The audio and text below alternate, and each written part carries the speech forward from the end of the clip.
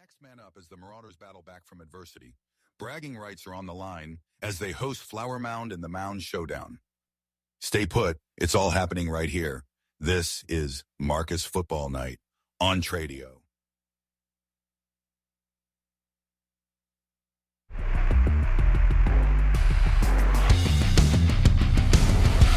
He's into the end zone. 10-5 touchdown.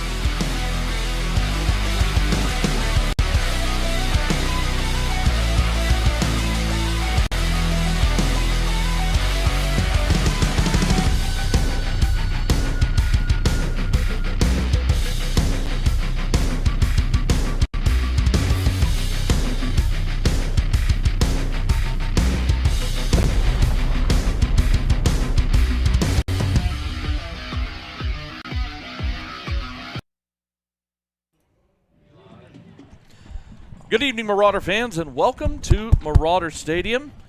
You not hearing things, Tim? Just one ear. Wait, there you go. Is that better? All right, a little technical difficulty. Plug wasn't plugged in all the way. That's my fault. I'm the one who set this thing up. We're here at Marauder Stadium tonight as your Marcus Marauders are taking on the crosstown rival Flower Mound Jaguars in the 2025 edition of the Mound Showdown. My name is Jacob Dedamore. My broadcast partner, as always, is Tim Smith. In this production on Tradio and Champion Sports Radio, we're happy to bring this to you tonight because, Tim, this is a massively important game for both teams because there are 3 weeks left in the regular season here in high school football around the state of Texas. And in 5-6A right now, it is still very much a race for that what's going to end up being that final playoff spot. And both of these teams, if they want a shot at it, they got to win tonight. So every game's a must-win every week, and tonight both teams are going to have to do it without their best offensive player. I'll let you get into that a little bit more as you set this game up, but when you talk about a rivalry game of this magnitude, Marcus coming off a tough loss a week ago where they were right in that thing before Nussmeier got hurt. They were 3 points away, playing really solid football throughout the night. Tonight's a night for them to go out, and they're going to have to play team ball tonight to get this thing done. Yes, and it is a good news, bad news situation on the injury front for the Marcus Marauders. You'll hear more about that from head coach Mike Alexander in our pregame interview with him in our next segment. But the gist of it is Colton Nussmeier is injured. He is going to miss the rest of this season. Thankfully, it's not as serious an injury as they originally thought, but he is going to be out for the rest of the regular season, which means that Jake Torgerson will be your starting quarterback for these last 3 weeks as the Marauders try to lock in try to get into the 2025 playoffs. On the other side for Flower Mound, the Jaguars under head coach Brian Basil, they are also going to be without their best offensive player as well, and that is senior wide receiver Carter Massey, who has over 900 yards receiving through 7 games and 5 touchdowns. He has been their biggest weapon on offense, so both teams come into this game tonight missing their biggest piece on offense. Obviously, for Marcus, it's a more central piece as it's your quarterback. It's the guy who runs your offense. It's not only your quarterback, but this is a guy that's got 40 or so D1 offers. He can go to any school in the country. He's a 4-star right now just because he's a junior. He'll certainly be a 5-star next year. Hard to replace that type of level of player, especially at the quarterback position, but it's twofold for Marcus because you also lose a starting corner in a position where you're not very deep. So now your starting corner has to come over and take and play quarterback. Now, granted, he's taken reps before. Yes. He's played the position. He's not going to be brand new first time taking snaps. He can do it all. Yeah, he went through all of spring drills. But it's different. He went, Jake Torgerson is a senior. He went through all of spring practice as the backup quarterback, came into fall practice as the number 2 quarterback, and taking got snaps and had to in move the non-district games. Right, and in fall practice moved over to the cornerback position because of injuries at that position to help out, and he took to it and became a very solid cornerback. But as we talked about this week, until this week, his snaps in practice as a quarterback had been very limited because he was working on the defense. Yeah, so it's just a kind of a weird thing for him to get in, get back integrated with the offense. The good news is he's had reps all week. He played a quarter and a half a week ago. So Yes. his feet are more than wet. And they're going to use a few other options tonight, a few different ways to play offense tonight. They're going to do a few things out of the box that they haven't previously done, we haven't seen in the past too much of. So it's going to take 2 or 3 different types of players to cover up the fact that Nussmeier's not out there. But Jake Torgerson is a very capable quarterback and maybe a starter, probably would be a starting quarterback on other programs, just happens to be here at Marcus with Colton Nussmeier. And I think it's something you talk about different ways of doing offense. I think we may see that from the Flower Mound Jaguars as well without Carter Massey on the field. I think you're going to see both teams maybe leaning more towards their running attacks tonight to try and establish something on the ground and, just to try and get a little bit of ball control. I mean, because when you lose your best offensive weapon, major adjustments have to take place. And, I think we're going to see that tonight on both sides. For Flower Mound, it's Slate Detweiler as the star tailback. He gets the bulk of the carries, but look for Ryan Watkins to really have to step up tonight and probably be more involved in the run game with that passing game. And in this receiving taking a back seat. In this receiving game for Flower Mound runs 4 wide. They run tempo. That is what they do. That's what Brian Basil's system is. I called Flower Mound games a few years ago, and that is what they did. They were a very talented. That was when I got to see That's when I got to see older Nussmeier play. Oh, Garrett Nussmeier play was when I was calling Flower Mound games a few years ago. So, the system is up. It's up tempo. It's 4 wide. That's what they run all night long. So what you're going to see is not only Slate Detweiler, but this is going to step up the importance of number 7 Ryan Stadler, who now becomes your best receiving threat, who's having a solid season, but not near to the level of a Carter Massey. And so it's going to be interesting to see how both teams adjust tonight and in a rivalry game nonetheless. And, we're going to talk more about it here in the next segment, as Tim and I did sit down this week with head coach Mike Alexander and hash out all of these things. And you will hear that coming up next here on the pregame show. This is Marcus Football Night on Tradio and Champion Sports Radio. Sideline Spirit Co. is the fresh, reimagined way to do fan gear, born out of the heart of a Marauders mom. What started in the stands as ideas has grown into the official fan gear partner of Marcus Football. From hoodies and hats to game day essentials supporting the red, black, and silver, Sideline Spirit Co. brings a crisp, new look to Friday Night Lights.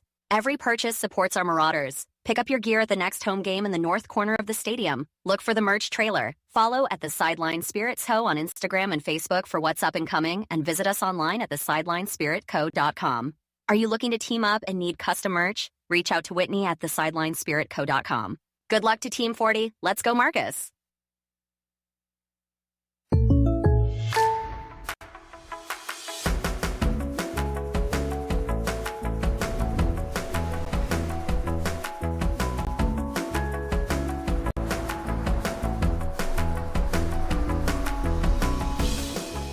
The State Farm Personal Price Plan helps you create an affordable price just for you. Contact Mike Bean for your personal price plan today.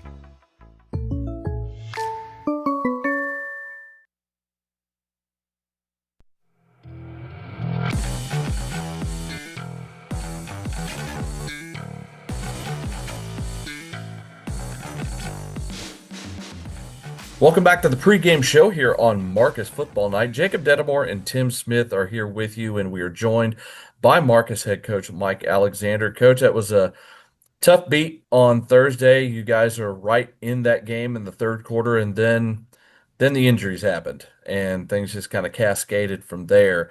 I guess the first thing to do is just kind of update everyone on what the injury situation is, because unfortunately you had more than one. Yeah, so Bear's going to be fine. He had to leave after he got roughed up on a punt, and so he's going to be okay.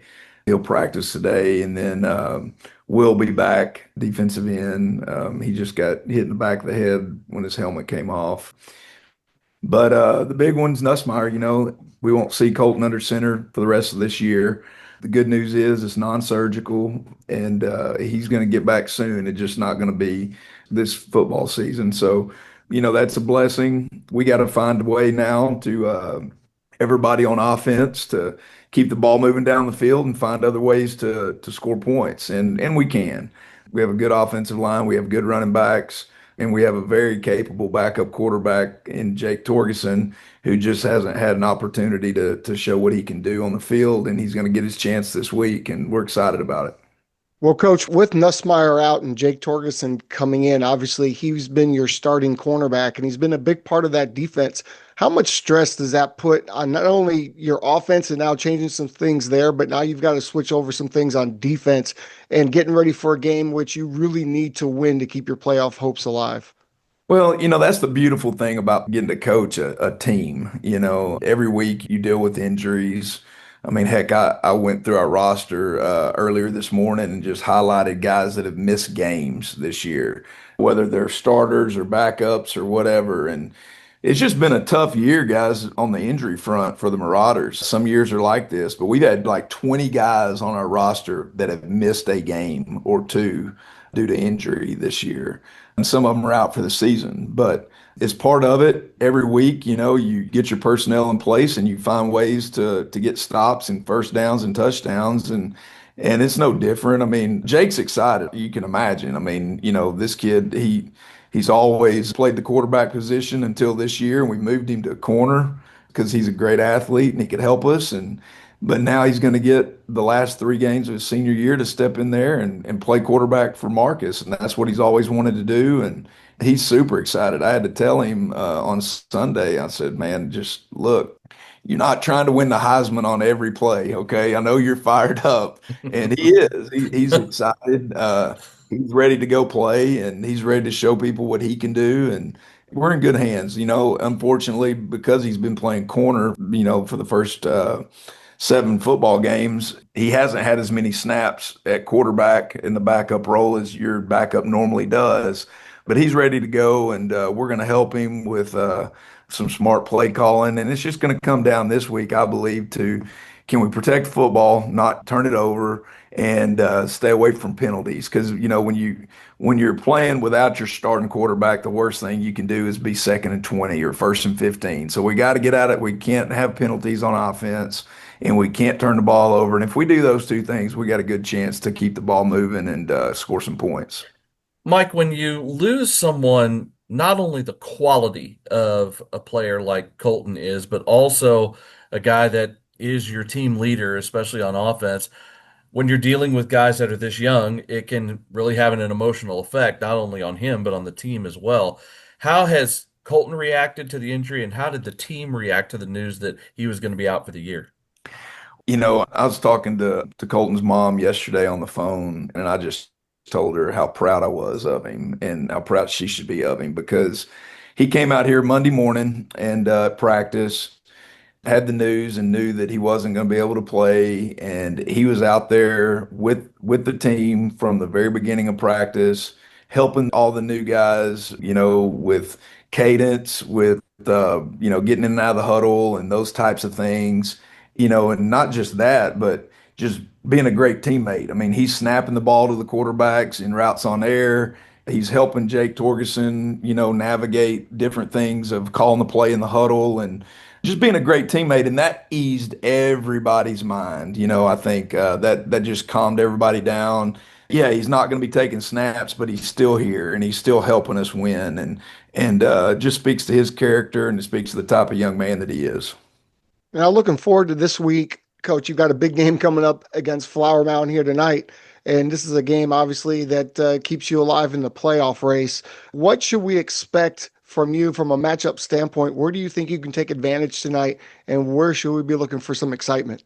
Well, I think anytime that you're going into a game on offense with your backup quarterback, you better be able to run the football, and fortunately for us, we have a strong offensive line and we have some good running backs, and we will lean on those guys. We'll try and keep Jake out of tough situations and give him some easy throws here and there, but we've got to take control of the game offensively by running the ball and then keeping our defense off the field, because Flower Mound on the other side of the ball, look at their offense. I mean, they're snapping the ball like 77 times a night, and they play fast, they play with tempo, and we don't need our defense to get tired. I mean, we've seen this throughout the year. If our defense is fresh, we go out and get stops. When we get tired, that's when offenses end up in the end zone. And so hopefully we'll be able to run the football, keep our defense on the sideline, and then get some timely third down stops on defense, and that'll be the key.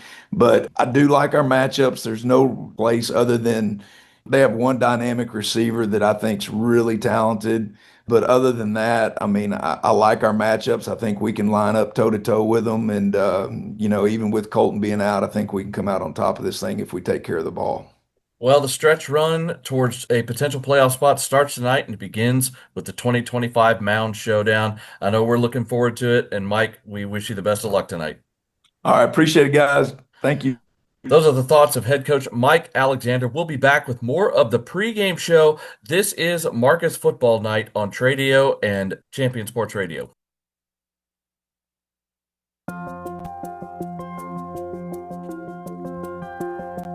Tonight's game is brought to you by Orthopedic Associates, proud sponsors of Marcus High School football. Whether it's a game-winning touchdown or a fierce tackle, we're here to keep our athletes strong and in the game.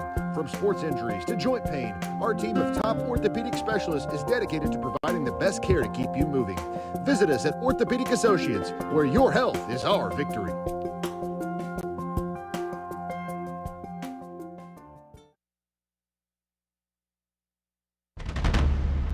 Can you feel it? The paradigm shift. The rising intensity as the engines idle. Let the race begin. Fire up your appetite. Farm fresh beef, straight from the source, to our grill, and from the sea to your plate. All of our ingredients are fresh and made to order. Dine in today and taste the fast and furious difference. Order online or take it to go. And fire up your appetite at F&F Japanese Grill.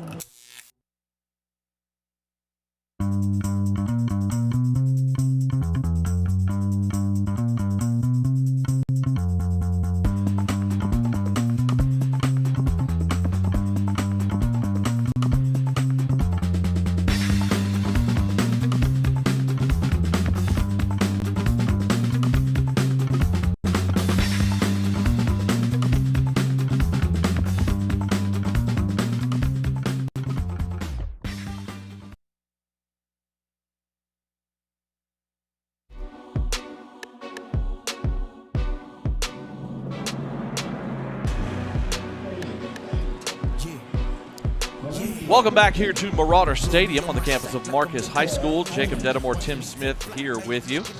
And this is the pregame show here on Marcus Football Night. And right now it is time for Tim Smith's 3 keys to the game. And for that, I send it to my broadcast partner, Tim Smith. Well, I thank you very much for that, Jacob. Well, tonight's pretty simple. First key is going to be next man up, right? That's on offense and defense here tonight, unfortunately for Marcus. That's the quarterback, Jake Torgerson. Next man up, come in, do your job to the best of your ability, and then corner, Brady Moore. He's going to have to go to corner. There's going to be a few other people that play that position tonight, but everyone's going to have to step up. Lean on the run game. Obviously, we're not going to throw the ball as much as we have in the past, but here's the thing. Like you said earlier, this Flower Mound team likes to run a no-huddle, very fast-paced. They like to run about 80 plays a game. If you're Marcus, you don't want your defense on the field for 80 plays. So run the ball, control the clock, control time of possession. And that goes into my next key. Key number 3 is win on third down offensively and defensively. You don't have to go through those long drives and that fast tempo if you can get off the field on third down on defense. And if you do that, you have a shot to come out here and win this game tonight. Those are Tim Smith's 3 keys to the game. And now let's go ahead while we have the opportunity and give you the starting lineups tonight for the Marcus Marauders. We will start on the offensive side, as we've talked about. There is a change. But the big men up front do not change. Senior number 77, Frank Adams at left tackle. Number 58, Jimmy Graham, the senior at left guard. Junior Grant Gager, number 52 at center. At right guard, number 65, senior Matthew Wallet. And number 75, senior Rhett Harmon at right tackle. Of course, your 2 outside wide receivers. One is Jamison Mayfield, the junior, number 3. The other is the 6'6 senior Luke Susko, the starting guard for the Marauder basketball team, and the sophomore, number 18, Bear Kogler, as your tight end.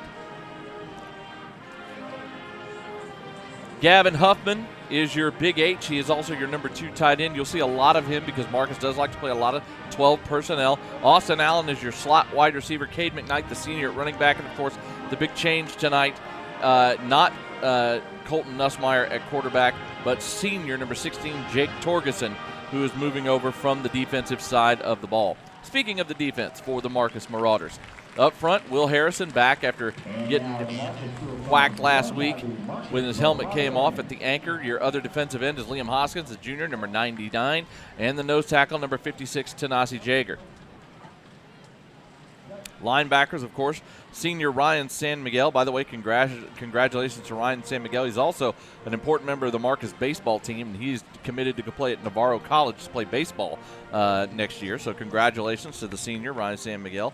Middle linebacker, junior, number 21, Gage Patrick, and the will linebacker at number 15, the junior, Cole Schott.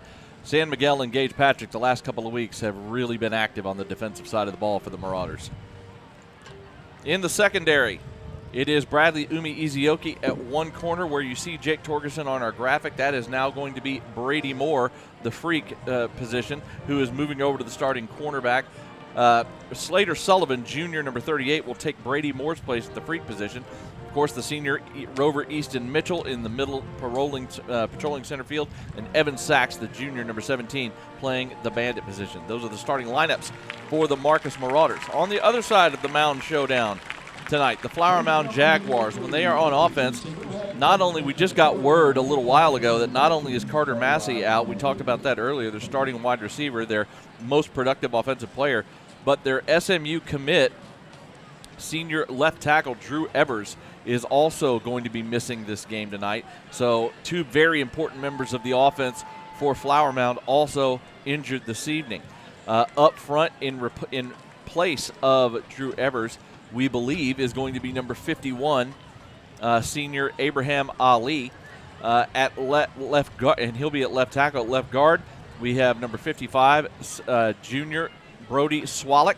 At the center position, number 62, Luke Carter. At right guard is junior number 67, Jake Turner. And at right tackle, senior number 71, Gertez Dillon. At the starting quarterback position is junior number 4, Barron Sampson. Sampson on the season has thrown for 1,794 yards, 13 touchdowns, and 8 interceptions. He is completing 57.1% of his passes. Again, this is a high-tempo, 4-wide offense that likes to throw the ball a lot. Next to him in the backfield, starting will be number 13, junior Slate Detweiler. Slate Detweiler on the season, 333 yards rushing and 5 touchdowns, averaging just over 3.7 yards a carry. I expect we will also see a mix in of number 18, Ryan Watkins, the junior. Watkins, 147 yards this season, averaging just over 3 yards a carry and 2 touchdowns. Barron Sampson does have 2 touchdowns rushing as well this season. Your starting wide receivers tonight, in place of Carter Massey, who again was the big playmaker on this offense, is going to be number 87, Liam Burge. Burge came into this game with 4 catches for 25 yards and a couple of scores this season. The man who's been the most productive outside of Carter Massey is one of your slot wide receivers. It is number 7, senior Ryan Stadler, who now becomes the main target on offense, you would think. Stadler comes into this game tonight with 41 catches for 468 yards and 3 touchdowns. Trey Brown, number 6, who is not in the starting lineup tonight, is a young man who also had been doing pretty well as a receiver, but I'm not even seeing him. Trey Brown, I see him on defense, so maybe they're going to be mixing him in on offense some as well. We shall see, but he's not on the 2 deep tonight on offense. Dylan Amoye, number 1, is your other outside wide receiver. Dylan comes into this game tonight with 8 catches for 94 yards on the season. And your inside slot receiver, let's see here, make sure I'm having my spots right here, is going to be number 87, Kenshin Pimentel, 5'8", number 83. So he will play what they call the A receiver. And again, this is a 4-wide setup that you see quite a lot of. So bottom line is a lot of changes for both of these teams on offense due to players being injured. And as we see right now, teams are going out for the coin toss tonight. Colton Nussmeier out there. Coach talked about him having been at practice all week, trying to still be the leader. And he's out there with the captains tonight. On defense for Flower Mound, up front, they run a hybrid 3-4 system, 3-3 nickel, 3-4 system. The two defensive ends are junior number 48, Jacob Norris, and senior number 44, Brady McGill. McGill comes into this game tonight with, double check my numbers here because my things get all screwy. McGill comes into this game tonight with 4 sacks on the season. I believe I have that right. Making sure I got it right. He's a pressure player. I believe it's 5 sacks on the season. And he also has a forced fumble as well. You also have in the middle, the nose guard, number 5, Donnie Baker. So Jacob Norris, Brady McGill, 48 and 44 is your ends. Number 5, Donnie Baker as your nose guard. Your Mike linebacker is Chase Albs, number 33, the junior. He has 2 sacks on the season and 7 tackles for loss. On one side, the weak side linebacker is number 17, senior Jordan Olive. On the other side, the Jack linebacker, which is their hybrid defensive end linebacker, is number 11, senior Preston Neal. He has 3 sacks on the season as well. Your safety slash linebacker, the star position, is number 15, Corbin Wood. He is a senior. Your 2 starting cornerbacks tonight, number 3, Jarek Buchanan, a junior, and number 26, senior Drew Gullickson. And your two safeties, the strong safety is Christian Herniak, number 14, a junior, and the free safety senior, number 16, Dane Ridenour. That's your starting lineup for the Flower Mound Jaguars as both teams now come out onto the field to play. Well, I'll tell you what, Flower Mound came out of that tunnel. Owen Mueller, number 29 corner, comes out last and does a little backflip roundhouse. Athleticism showing right through in full pads, full gear. I never would have dreamed to try to do one of those moves. But Marcus did lose the toss, or I should say Flower Mound won the toss. Either way, they deferred. Marcus will receive the opening kickoff, so we'll get Jake Torgensen and company right off the bat. Yep, see how the Marauders plan to adjust tonight offensively right from the start. Again, I'm sure most people who are watching or listening to us right now know that this game got moved up a day because of the forecast tomorrow. Every game in District 5-6A, along with dozens of others around the Metroplex, move their games up to today to get ahead of what is supposed to be a very unfriendly forecast tomorrow afternoon and evening. Those who did not move their game up to today, many of them moved it up to tomorrow afternoon to try and get ahead of the thunderstorms as well. Obviously in September, Marcus as well as a number of other schools had games canceled because of thunderstorms, and when you get into district play, you want to avoid that as much as possible. And at least in the case of Marcus and Flower Mound, they preferred to play today as opposed to trying to play on Saturday, which I appreciate. I do as well. Certainly, I don't think I would be available on Saturday. So it would have been tough. Thursday is a much better option. Yep. I do miss being able to watch the Chargers in their throwback jerseys tonight. They're going to be in their old blue throwbacks. Well, as long as they don't wear those uniforms that they wore last week ever again. They looked like the Savannah Bananas. Yeah. They literally looked like. I mean, that did not work for me at all. This uniform tonight for Marcus, very nice. They're back to their red jersey. Well, it's the classic look for Marcus. It's their red jerseys with white numbers. They got their white pants with the black and red stripe down each leg. The Flower Mound Jaguars are going with their all-white uniforms, white jerseys and pants with blue numbers, and their helmets are blue with the Jaguar logo and silver on it. It's a sharp look for both teams. Never go wrong with all white. Icy white. And right now we're going to take you down to the public address announcer for our national anthem.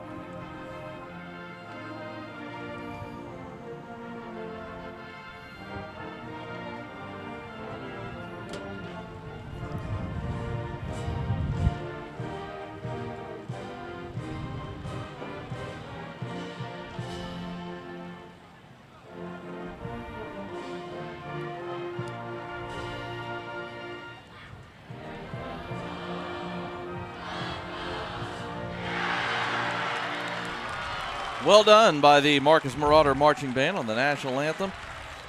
As we are about ready to get the 2025 Mound Showdown underway. The Marcus Marauders coming in tonight at 3-3 on the season, of course having the one non-district game wiped out because of weather. They're 1-3 in district play.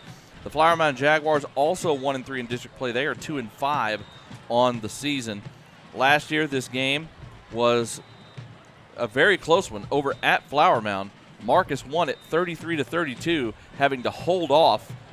If I remember correctly, they having to hold off a Flower Mound comeback and having to make a defensive stop towards the end of the ball game to secure that win over at Flower Mound High School last year. So it was every bit the rivalry game that you would expect. You have some sort of memory, Jacob. I'll tell you what, because I don't even recall being in Flower Mound last year. You know, I was there. Were you? Are you sure that wasn't a game you missed? Oh, maybe it may have been. It was a game. I did miss a game or you two. Missed a year ago. Yep, you did. So had an obligation. Maybe that's why. I think that's one of the ones you missed last year. It was about this time of year. It was week 8 leading in. Could have been. But it was a tight one last year for sure. We expect another tight one tonight. Anytime you get these rival games, these kids all know each other. They've known each other a long time.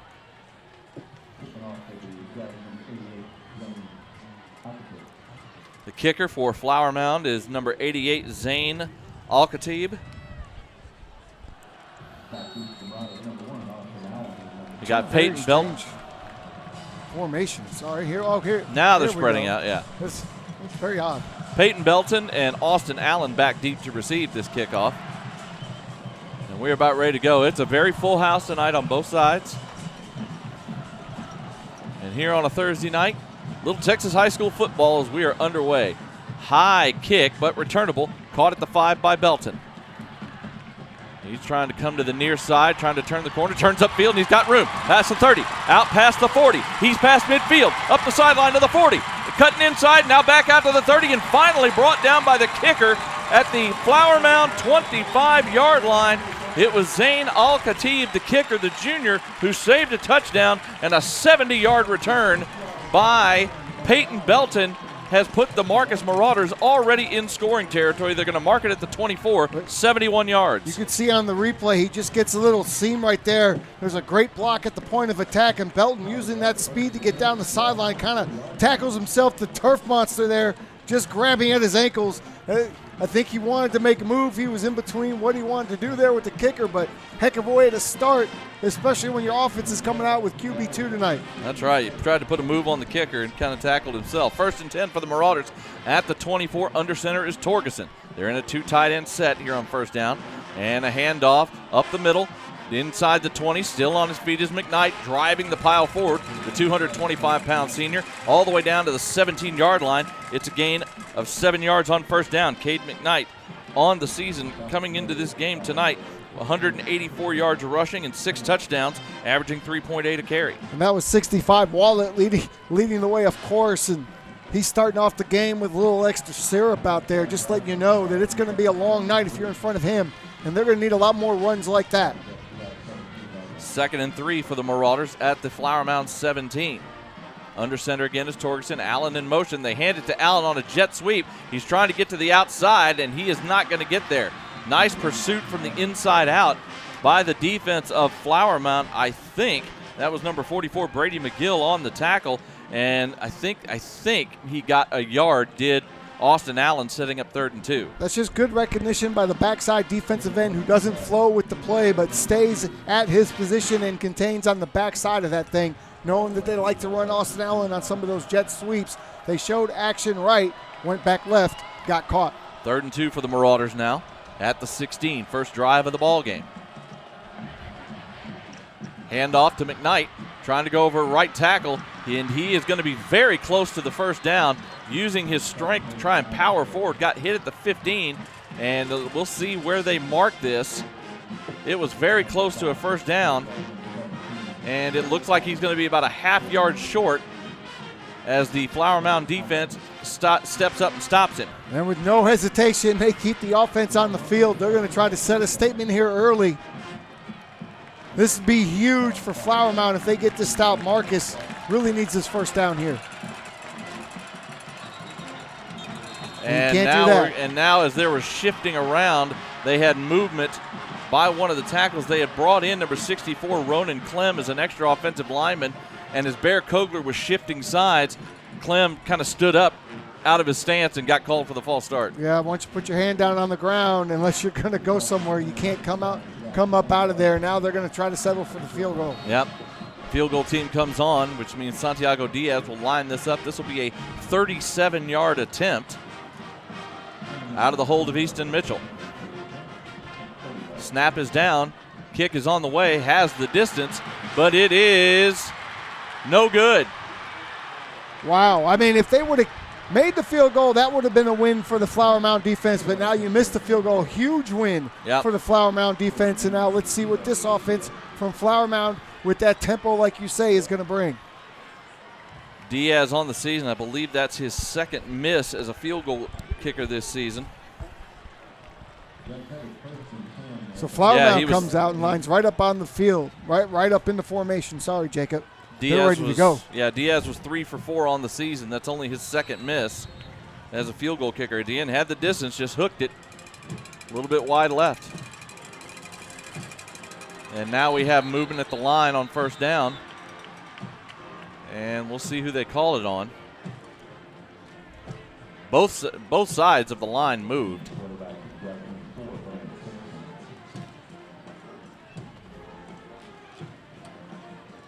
And they're going to call a neutral zone infraction. They're going to say Hoskins jumped into the neutral zone, causing the movement by Dillon, the right tackle. We'll see the replay here. And actually, I think it was more 56 than it was Hoskins. I think that was more on Graham than Hoskins, but either way. Handoff on 1st and 5, maybe a yard, and that would be about it for number 13, Slate Detweiler. Again, Detweiler coming into tonight, 334 yards on the ground, averaging about 3.5 a carry. 2nd and 4 now at the 26. Another handoff to Detweiler. He gets the corner to the outside, and he's got room. We have a flag down in the backfield, though. Into Marcus territory goes Detweiler. There's another flag up at the 45. Well, there was certainly a hold by the wide receiver up at around the 45. I saw that clear as day. Probably going to get another one here at the 25. Yeah, I think you're right. I think we've got dual holding penalties here, one back at the line of scrimmage and one upfield, so bring this whole run back. It's unfortunate for Detweiler because that was a really solid run of 26 yards. It's going to get wiped out. Yep, and there were 2 holdings, and I think the first holding was the one that sprung him on the outside. Yep. And when you get that hold on the corner right there in front of the ref and everybody, you're always going to get that call. So that backs it up to the 16-yard line. Very unfortunate for Marcus, wasting that fantastic kickoff return from Peyton Belton, coming away with no points. Just over 9 minutes to go here in the first quarter. Sampson in the shotgun. Pistol formation, play action. Sampson fires one up the near side, has a man, and it is caught into Marcus territory and out of bounds. And getting hit right as he gets out of bounds is the man we talk about, Ryan Stadler, the receiver. He is the guy who's the big playmaker on the offense now with the injury to Carter Massey, and he just ran a corner route out of the slot and found himself wide open at the Marcus 36. Well, they showed motion this way as well. They showed a screen look. That froze the corners just for a moment, allowed him to get behind the defense. 48 yards on the catch, and they make a handoff on first down, and they're going to lose a couple of those yards back. They're going to give him forward progress to the 37, so it's a loss of a yard to Detweiler. But, yeah, 48 yards on the catch and run by Ryan Stadler. And that time, good tackle by Mayfield, the linebacker. Bretane Mayfield, linebacker junior, number 40 with the tackle there, and then he comes out for a little breather. And, again, when they get ahead of the chains, this Flower Mound offense will go fast.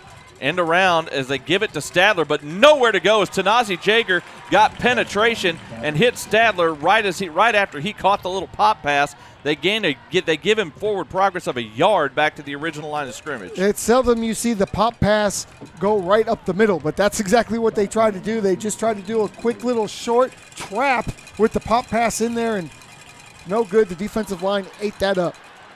And we have flags down, but the play is still going. Pass into the end zone. It is knocked away by Brady Moore, but we'll see what the flag is. Had to be a free play. Had to be. I saw I mean, if it was you wouldn't think it would be a false start. Otherwise, they would have blown the play dead. It is offsides. So the second offsides penalty of the possession by Marcus. Need to get that under control. This Flower Mound team runs nothing but shotgun, and so they do a lot of clapping for their signals. And now the quarterback goes in motion with Detweiler taking the direct snap. He's trying to get around the end to get the first down. He's going to be close, going to be about a yard short.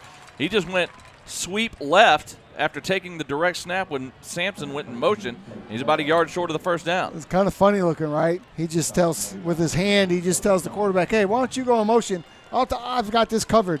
He takes the direct snap, just goes around left side, but that defensive line gets quick penetration, and then they play contained very, very well, and they're going to get you spread out. Brady Moore coming in to clean that thing up from the corner spot. And a couple of defensive players come check in now as they're going to run a power formation here on fourth down. Sampson lines up, and now a timeout is called. They had a bunch of players check in. You had multiple defensive players check in on this play. You had Jacob Norris, the defensive end. Chase Alls, the linebacker, was lined up as the tailback. You also had number 11, Preston Neal, one of the Jack outside linebacker / DN. I guess that's their version of a power formation. It's a lot of fun as an offensive coordinator when you can draw things up and bring in some defensive players. They were certainly going to try to muscle that thing out through there. Marcus didn't like what they saw, call a timeout to get a better set up so they can stop this play. 7:06 to go here in quarter number one. The Marauders got a great 71-yard kickoff return from Peyton Belton to start the game, but the Marauders got stopped. They were setting up to go for it on 4th and a yard, but got a false start penalty to back them up. The 37-yard field goal from Santiago Diaz was missed wide left. And now Flower Mound has the ball. They hit a 48-yard pass to Ryan Stadler to get into Marcus territory, and now it's 4th and 1, and the offense is still on the field. Same group we saw before the timeout. So it's a power formation. Sampson, the quarterback, with two defensive players in the backfield with him. High snap, straight quarterback sneak, and nothing doing. No, there was penetration. He tried to go over the left side and just got stood up for a loss of a yard, and the Marcus defense steps up and gets a stop of their own. Yeah, it looked like Easton Mitchell and Ryan San Miguel were the head of that thing, but look at how long it takes for the snap to get to the quarterback. Yeah. That causes the whole play to get blown up. And I tell you, I've been noticing that this whole time. The snap is coming back high and slow. If you continue to do that, it messes up the timing of the play. When you only need a half yard, you need that ball as quickly as possible. The snap takes too long, and that defense rises up to the occasion. So the Marauders take over at their own 27. 7 minutes to go here in the first quarter. Torgerson comes out in the shotgun this time. Quick snap, and it's a quarterback draw for Torgerson. He'll get out past the 30 to about the 34. Nice, strong run. Again, Torgerson is a very good athlete. They're going to mark him down just right at the 34, so it's a gain of 6. Torgerson is a very good athlete, as we know. I mean, you can't play cornerback and not be a good athlete. So that was actually Mayfield. Oh, that was Mayfield. I'm sorry. Torgerson just came into the game. I just wanted to make sure My bad. Mayfield got his flowers for that. But it didn't look like Torgerson. That's why I was curious. Yeah. But, yes, that was – I made an assumption. That's on me. But, yeah. That was Mayfield. That was – and, Coach told us a little bit about that in our pregame this week, that they might use Mayfield a little bit at the quarterback position. Snap back, toss to Carter Francis. He gets around the left end, and we're going to have multiple flags here. There was a flag right at the snap, and then as Francis came around the near sideline trying to turn the corner, he got face masked and twisted around. So we could have offsetting penalties here. We'll see. I assume the first foul is going to be an illegal formation by Marcus. Yep. And the second foul is going to be the face mask without question. And unfortunately, they will have to just play that down over. It'll either be a legal formation or it could be offsides. It is. It's offsides on Flower Mound. There you go. Yeah. That is perfect. So Flower Mound lined up Great in the news. neutral zone. So add 15 yards onto the end of the run. That was an egregious face mask. It was very egregious. So egregious that 3 different flags were thrown on the field. In fact, the first ref had to throw his hat. Yeah. So they actually marked that off from the line of scrimmage. I guess it happened right around the line. And it marks out to the 49-yard line where the Marauders will have 1st and 10.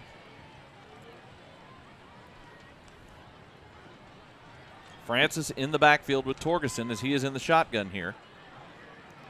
Tight formation.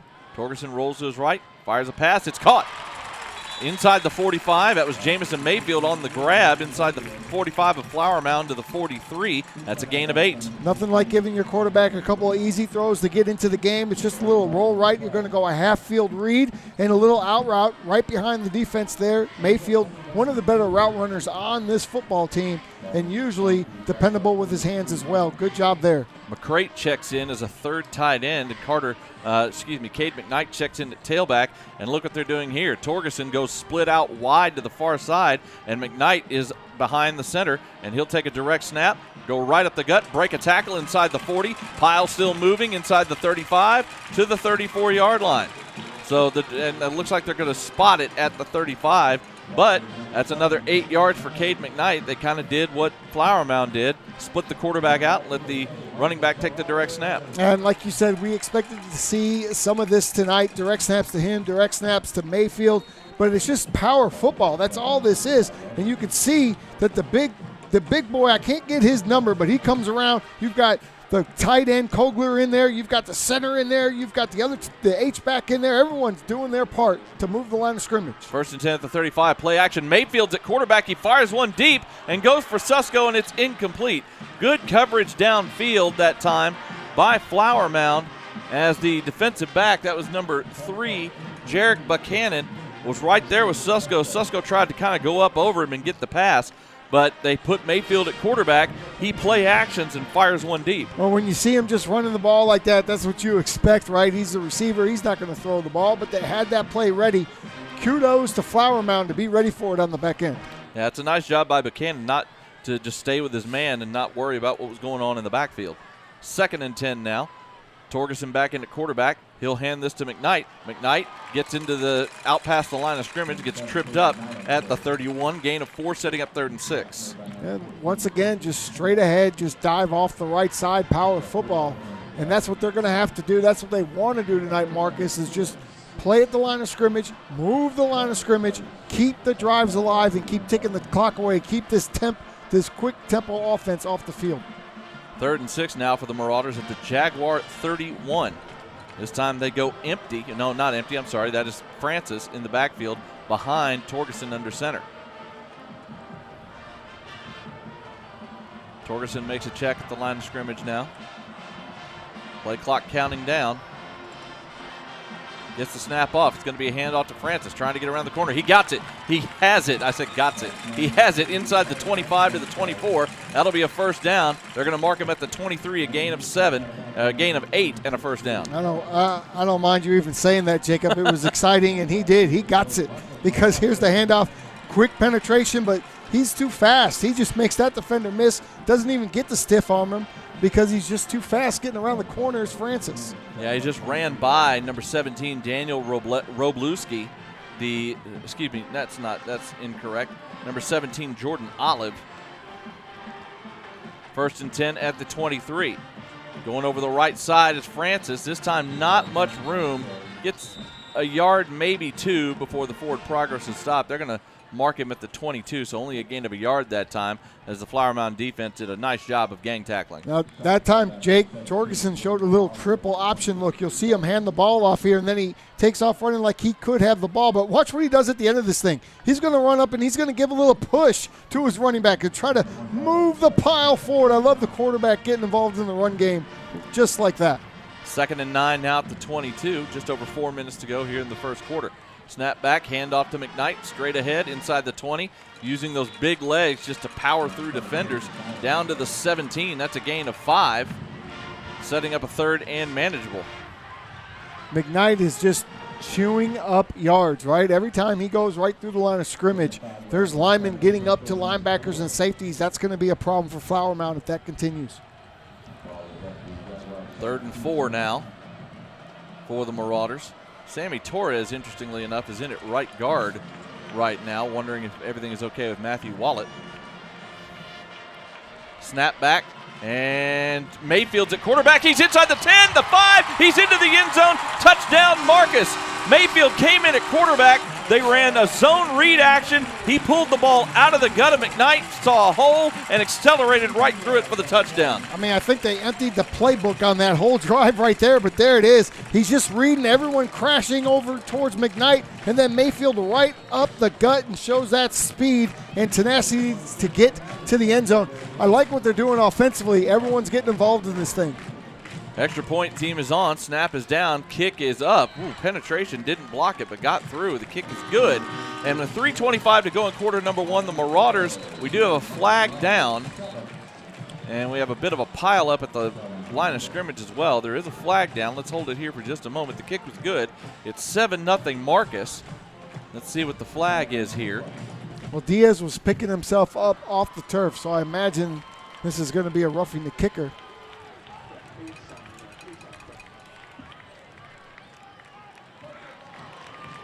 That is exactly what it is, Tim. Good call, roughing the kicker. So that, I'm assuming that will be assessed on the kickoff. That's where it should be. 3:25 to go in the first quarter. Marcus strikes first. They lead Flower Mound 7-0. This is Marcus Football Night on Tradio and Champion Sports Radio.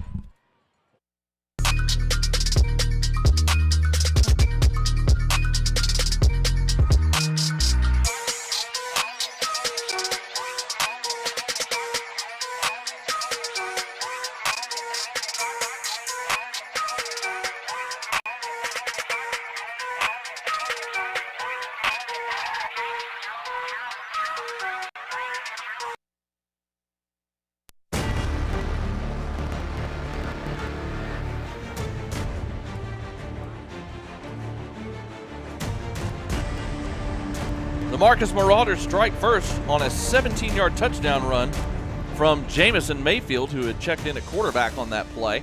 On a quarterback draw out of the zone read, he runs it in from 17 yards out, gives the Marauders a 17-0 lead. They kick off from the 45, and they go suicide onside, and the ball is on the turf. We'll see. They got it. I think they got it, but they also may have been offsides on the kick because there's a flag down at the 45. They went onside kick with it. It went off of a Flower Mound defender and was picked up, and now we've got guys pushing and shoving. This is what happens in a rivalry game. Guys there's are getting, more. Yeah, there's more of it going on. Guys are getting into it. But I think the initial flag was dropped right at the kick, and I think Marcus may have been offsides on the kickoff to wipe out the onside. And then we'll see how they hash out what happened after. Here's the kick. Great looking onside kick. That knuckler's hard to grab. If you're up front, you know you're going to get hit. There's a lot of bodies flying around. And was that Austin Allen that flew in the bottom of that pile? And I think he might have been the one that was offsides as well. and then just a melee breaks out. There's going to be flags. Hopefully no ejections. Yeah, we have flags down. Wasn't that serious? We have two refs with no hats, which tells you that they threw multiple flags. Oh, flags everywhere. Yep. So we'll see how they hash this out.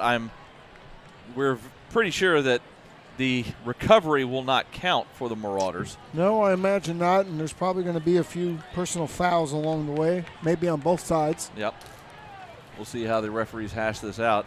Marcus leads 7-0. That touchdown drive, by the way, went 72 yards after the fourth down stop by the Marcus defense, as they really got the ground game going in a variety of ways, using Mayfield as a quarterback, using McKnight. They even had Mayfield throw a pass. It's going to be a mixed bag for sure. It's good to get everybody involved like that. Mayfield's such a good athlete on this team. He could end up catching the ball, running the ball, throwing some completions. He could do it all tonight.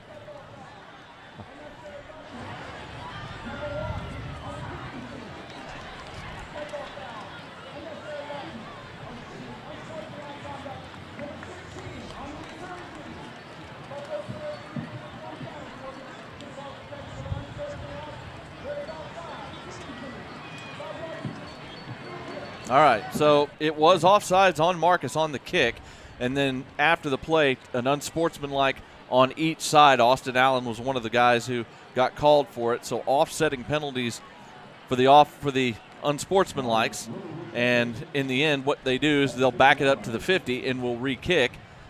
be surprised to see Marcus go onside again. We'll see.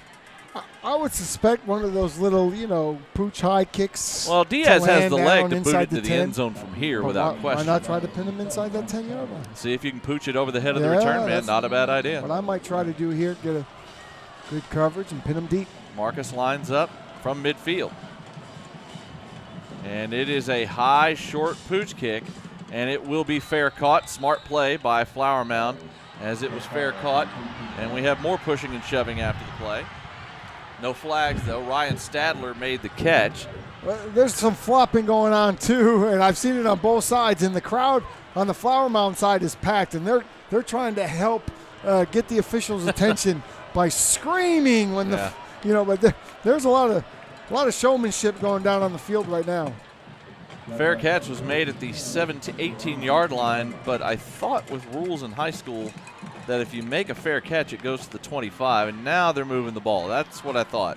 Yeah, if you make a fair catch inside the 25 on a kickoff, the ball gets put at the 25 just like it's a touchback.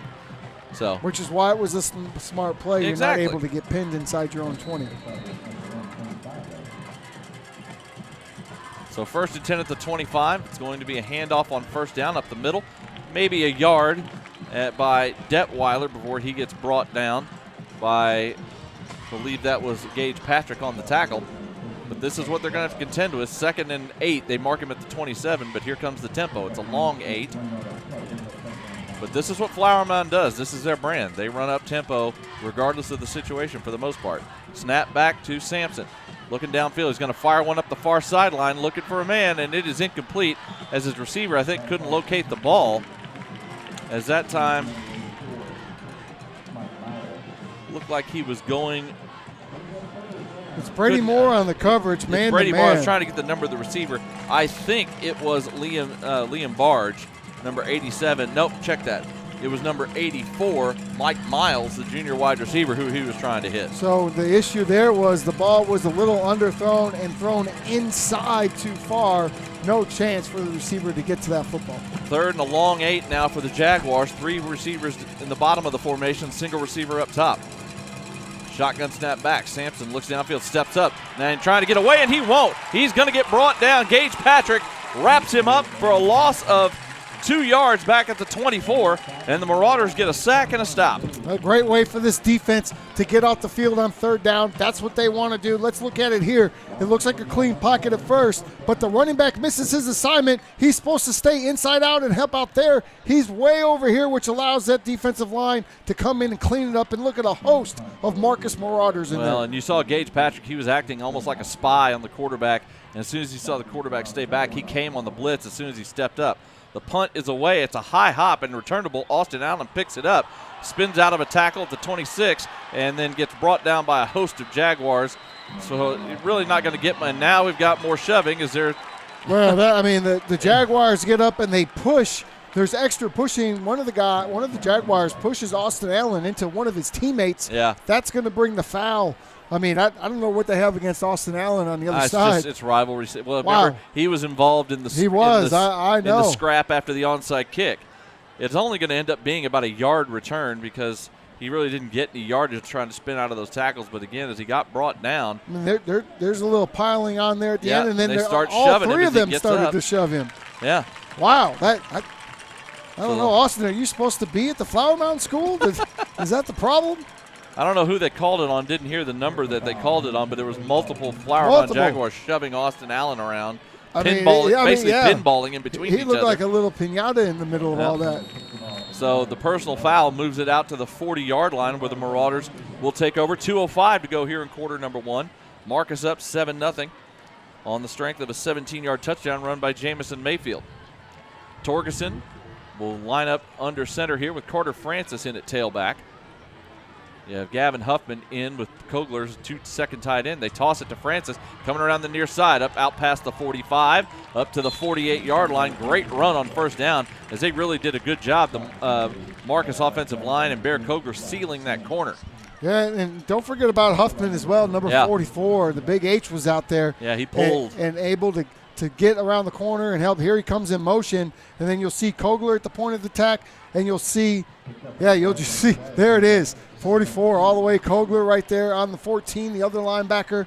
Good run by Francis. It's taken everyone in there to get those blocks and get downfield. 2nd and 2 at the Marcus 48 now. Kogler goes in motion away from the formation. Handoff to Francis. He gets hit right after the handoff and gets brought down for a loss of a yard. I believe that was number 16, Drew Gullickson, Dane Ridnour, who made the hit. Well, that was a little bit of a host of Flower Mound. Just nothing there at the point of attack. Yeah, you had 2 guys coming from the right side of the defense around the edge and just hit him in the backfield. Loss of a yard, 3rd and 3 now from the 47. Torgerson in the shotgun. Handoff to McKnight. Busted over right tackle, and he's got room inside the 45 down to the 43. Strong run again by Cade McKnight as he made one little hop cut to the outside over left tackle. I said to the right, over left tackle, and got 10 yards down to the 42 of Flower Mound. He sure did. He starts right. He makes a little jump cut, like you say, over to the left, hits a seam. But one thing about McKnight is when he puts his foot in the ground, he can get downhill and in a hurry, and he is a load to bring down. 225 pounds is what he's listed at. And we'll go ahead and call that an 11-yard run there. 1st and 10 at the 42. Torgerson under center. This may be the last play of the quarter. No, it's a shotgun snap back to Francis, and he is going to get wrapped up for a big loss. Flower Mound not fooled at all as Francis took the direct snap, tried to get the corner off the right side, and got brought down for a loss of 4 at the 46. Absolutely no chance on that play. Flower Mound playing all the gaps and stringing that thing out really, really nice, and that's going to bring us to the end of the quarter. So we go to quarter number 2 here in the 2025 Mound Showdown at Marcus High School. The Marcus Marauders lead the Flower Mound Jaguars 7-0. We'll be back for quarter number 2. This is Marcus Football Night on Tradio and Champion Sports Radio. So then I told him I'd like to see what he had to offer. I told him it wasn't really about the money. You know what, it's not, but Clogged drains interrupt your day. Did you know they can also be a stinky health hazard that causes waste to back up into your home? That smell is me? We can help. Now that's an offer you can't pass up. Back in my day, drains were called buckets. Because you didn't have plumbing. I get it.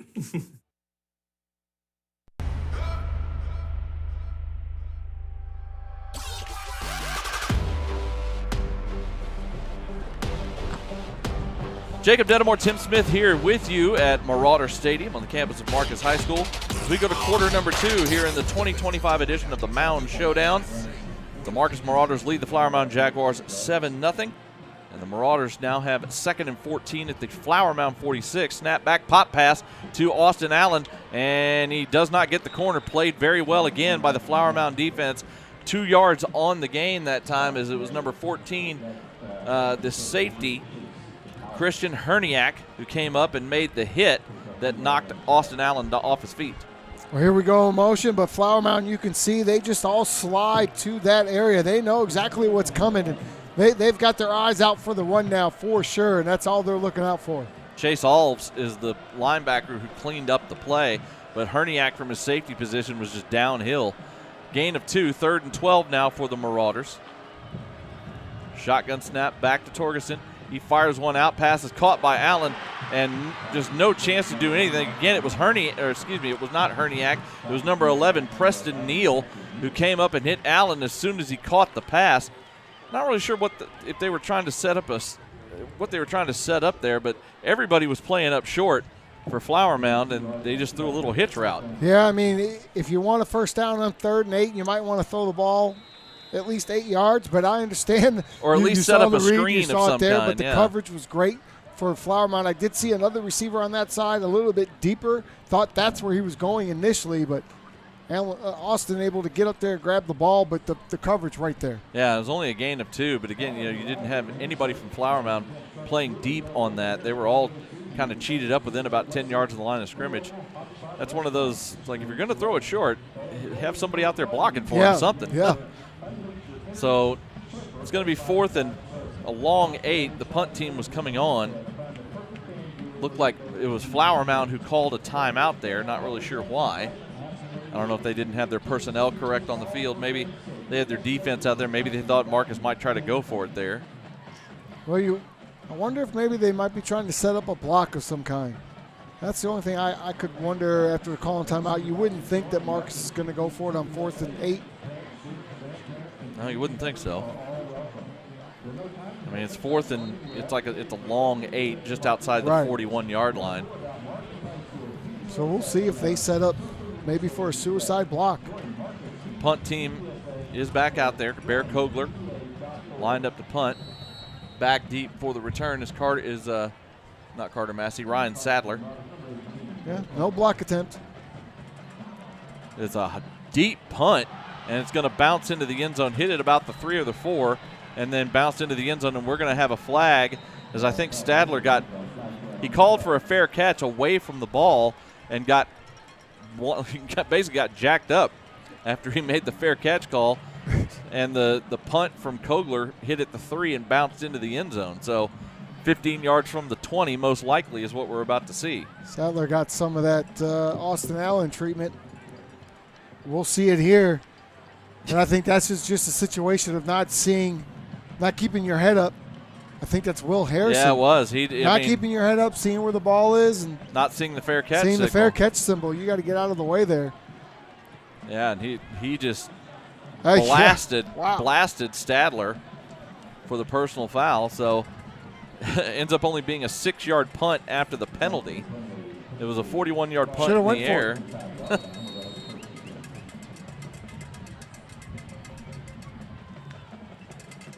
Going to be a handoff on 1st down. And not much room, maybe a yard at most, as Liam Hoskins made the tackle on number 13, Slate Detweiler. Hoskins puts Detweiler in a bear hug and just drags him to the ground. Great job. Liam has always been a kind of a firecracker for this D-line. He kind of sets the tone. 2nd and 9 now for the Jaguars. 3 receivers up top, single receiver down at the bottom. Brady Moore showing blitz. And a lot of movement, but no flags. They set up a screen to the outside. Pass is caught by Detweiler, and Marcus played it well. That was Evan Sachs on the tackle, only a gain of a yard, but man, there was a ton of movement here and no flag. That was a false start. Either Hoskins jumped in the neutral zone or the right guard false started, but the ref didn't throw a flag on either one of them. There's a lot of activity from Brady Moore, showing blitz, not bringing the blitz, showing a little zone drop back, but good job to cut off that bubble screen quickly. I don't know why there wasn't a flag. I don't either. 3rd and 8 now for the Jaguars at their own 37-yard line. Shotgun snap back, play action. Over the middle, his pass is short and incomplete. Miscommunication, it looked like, with his receiver, as Sampson, I think, was looking for Stadler to run a curl, and he ran a slant, and the pass landed on the turf at the 45. Yeah, when you throw the ball and it lands to absolutely nobody, you can only assume there was a miscommunication there. Yeah, he thought somebody was running a different route for sure. And the punt team is on once again for the Marauders. It is Zane Al-Khatib. Line drive punt. Hits at the 33, picked up on a hop by Allen, and he gets wrapped up immediately. Probably saved some yardage, though, by fielding that high hop. He gets tackled at the 27, no return on the punt. So 36 yards on the punt that time for Al-Khatib, and the Marauders will take over. This is a good opportunity for them with 9:14, the way that they've been really controlling the clock and time of possession tonight. They've been getting off the field on 3rd down. It's a good chance for them to put together one of those long, sustaining drives again and chew up a lot of this second quarter. Marauders up 7-0.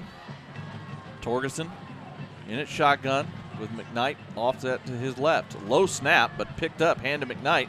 He lowers his shoulder, keeps on his feet, gets out past the 30 to the 34.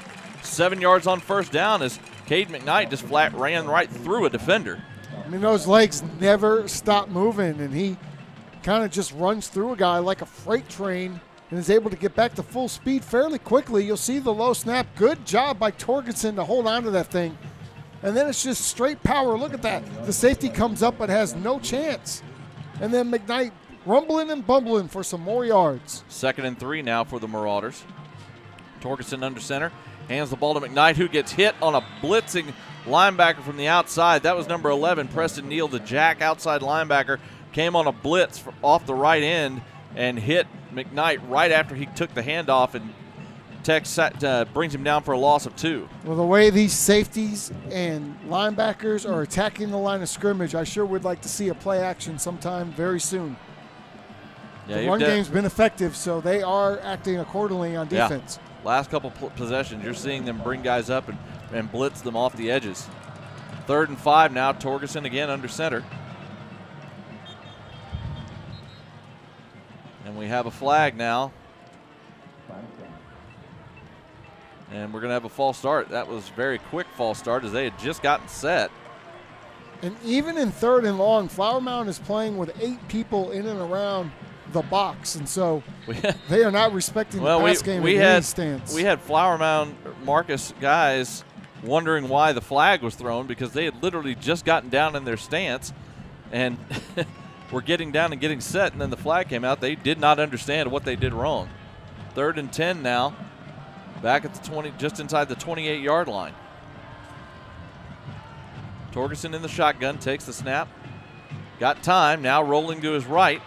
And he's just going to take off, and he's going to get the corner out past the 40, out past the 45, but we have a flag down, as I think we may get an illegal block. Torgerson had the corner. The block, honestly, if that's what they call it, was unnecessary, because Torgerson with his speed had that first down easily. It's a great decision by Torgerson. I look like he does have Susko on the far side running free, but that would have been a tough throw. The easier decision was to take off and use his legs. He does a good job of that. Yeah, they are going to get a block in the back. Yeah, they called an illegal block in the back, because outside the tackle box, you cannot block in the back, even if you're at the line, even if you're a lineman at the line of scrimmage. And you see Torgerson go, and it's it's Carter Francis who comes up. There it is. Yes, it is right there. Carter Francis tried to get in front, tried to get his head in front of the defender, Jack Stank, the linebacker, and just didn't get there. There's just no reason to. But there was no reason to even do it. All. Yeah. 3rd and 12 now after the penalty. Torgerson gets away from pressure, and he's going to fire one up the sideline, and that pass is incomplete, out of bounds. It was past the 6 as he was trying to get it to Kogler, his tight end. But yeah, the penalty, that's been an issue here in this first half. Has been some penalties pre-snap for the most part on the Flower Mound offense, but the Marcus offense, but they've had a couple of them, and the penalties kind of kill this drive. Yeah, and it's hard enough to play when you're trying to piece things together, but when you get behind the chains like that, it makes it even tougher. You don't have your usual array of plays that you want to run, and so they want to stay ahead of the chains as much as possible, especially tonight. Bear Kogler back to punt. High punt, good hang time. Fair catch signal is made and caught at the 40-yard line. So that'll be a 35-yard punt for Bear Kogler. 34, they mark it at the 41. And Flower Mound will take over. Going back to that play with Francis, you appreciate the hustle. He's trying to get out there and help his teammate, but you got to be a little bit more aware and see that your guy is beating him to the corner. Yeah.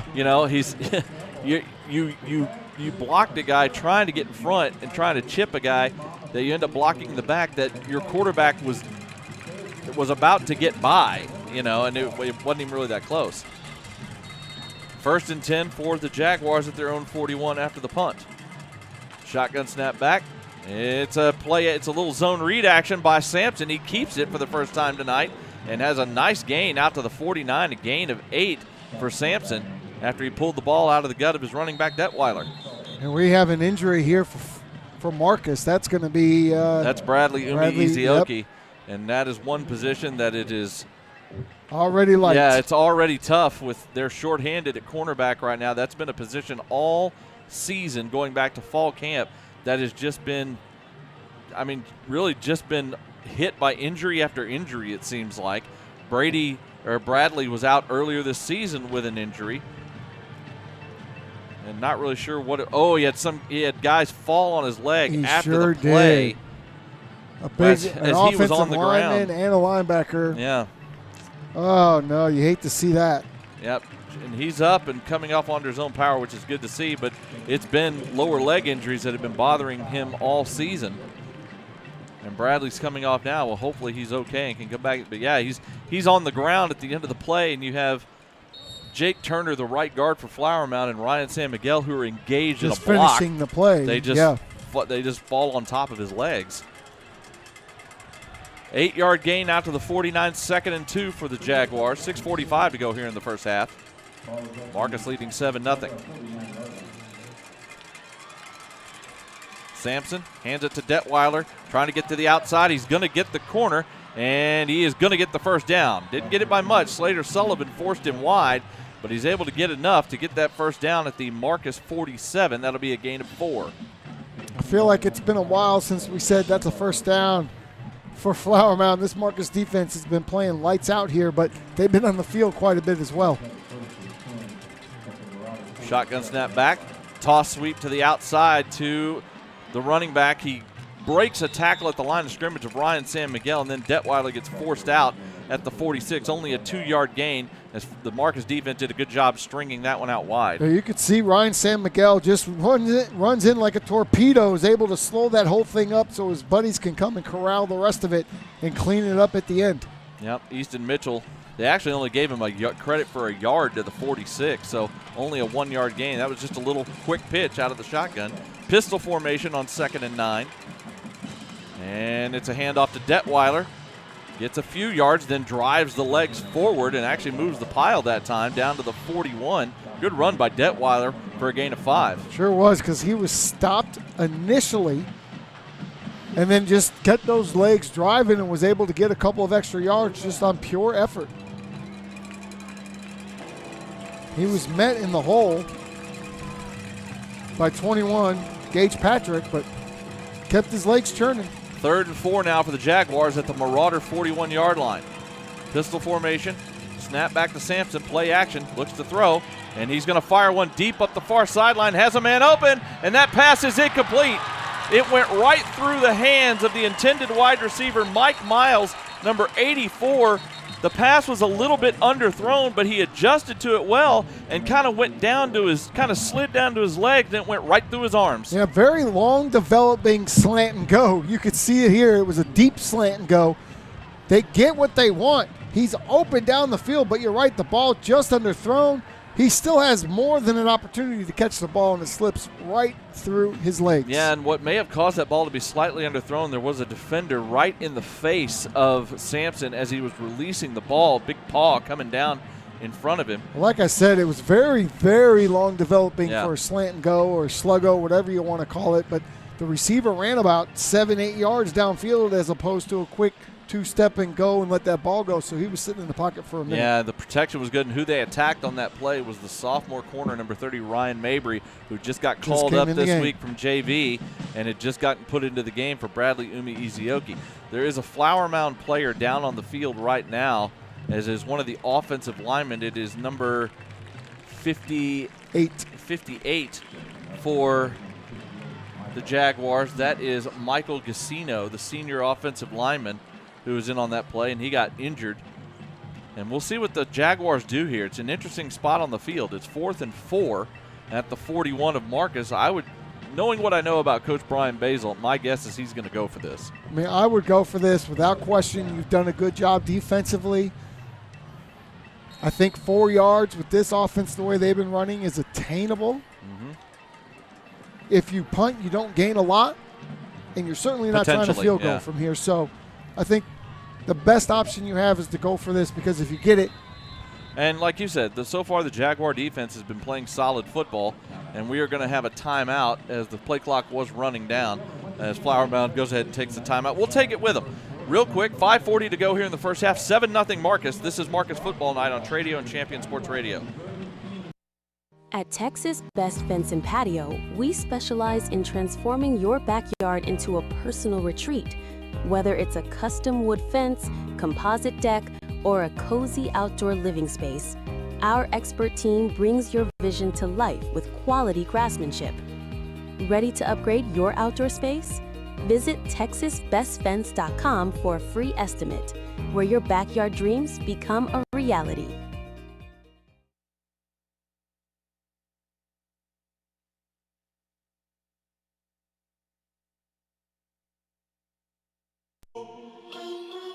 I'm the realest. I'm the GOAT. Yeah. Everybody. Fourth down and 4 for the Jaguars at the Marcus 41, and they are going to go for it. Shotgun snap back to Sampson. He fires one deep up the far sideline, has a man open, and that pass is incomplete. They went after Slater Sullivan that time, trying to get it to the slot receiver, Ryan Stadler. You know what? Slater Sullivan was a step or two behind, but at the last second, he turned around to try to find the ball, and so they didn't. There was contact, but they didn't throw a flag on it because he turned around and looked. And lucky that he did. He got a little lost, you see, and it's every time that ball is just a tad bit underthrown, and the DBs are in such a bad position, especially when you're chasing like he was that time. Luckily, they get away with one, and they've got the ball offensively with 5:35, plenty of time to get a little bit more of a lead here. Sullivan did a smart thing. He saw Stadler slow up and start to kind of slow up for the ball. So he turned around and looked for the ball, and even though he bumped the receiver, shotgun snap back, Mayfield was in at quarterback, gets a couple of yards with McKnight blocking out in front. Going to be about 2.5 yards just outside the 43 for Jamison Mayfield. But going back to that play, when he saw the receiver slowed up, he turned around to try and find the ball, and so even though he bumped into the receiver, he played the ball. And smart, especially since you haven't had a lot of playing time, a lot of practice reps out there. It's a smart way to do that.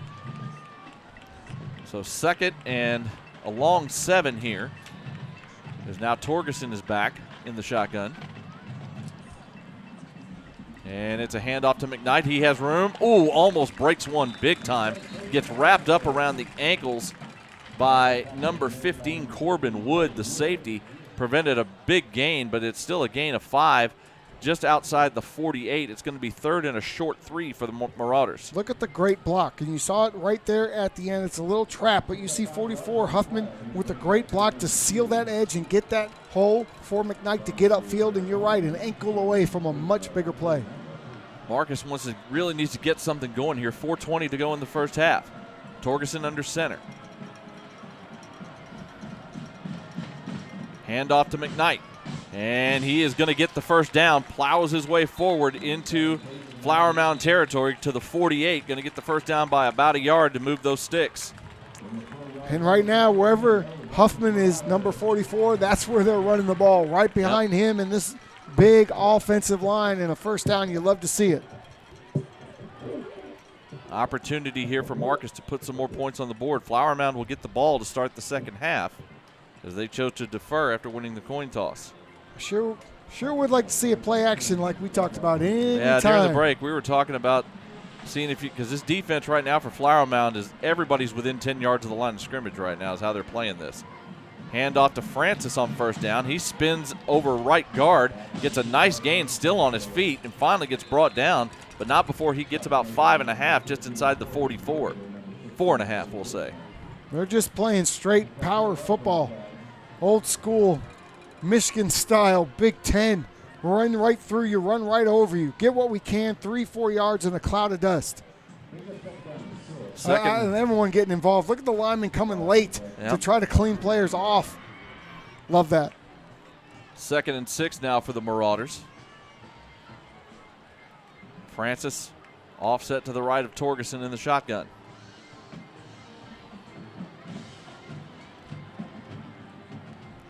Play action. Torgerson rolls to his right and looking to throw. Fires one. Pass is caught. Inside the 35 down to the 33. That's number 11, Gabe Rose, the senior wide receiver. Nice throw that time. It was his second read, too. He was looking for Mayfield on the outside, but it was covered, so he came back to Rose, who was trailing with him.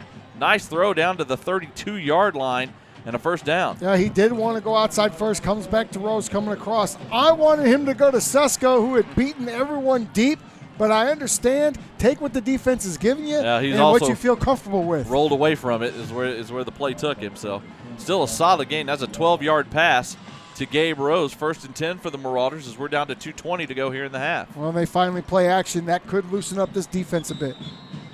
And now it looks like we had a timeout. Looks like Coach Alexander, play clock was running down, and so Coach Alexander, better safe than sorry, calls the timeout. 2:16 to go here in the first half. Let's take a quick timeout as well. Flower Mound and Marcus in the 2025 Mound Showdown. 7-0 Marcus. This is Marcus Football Night.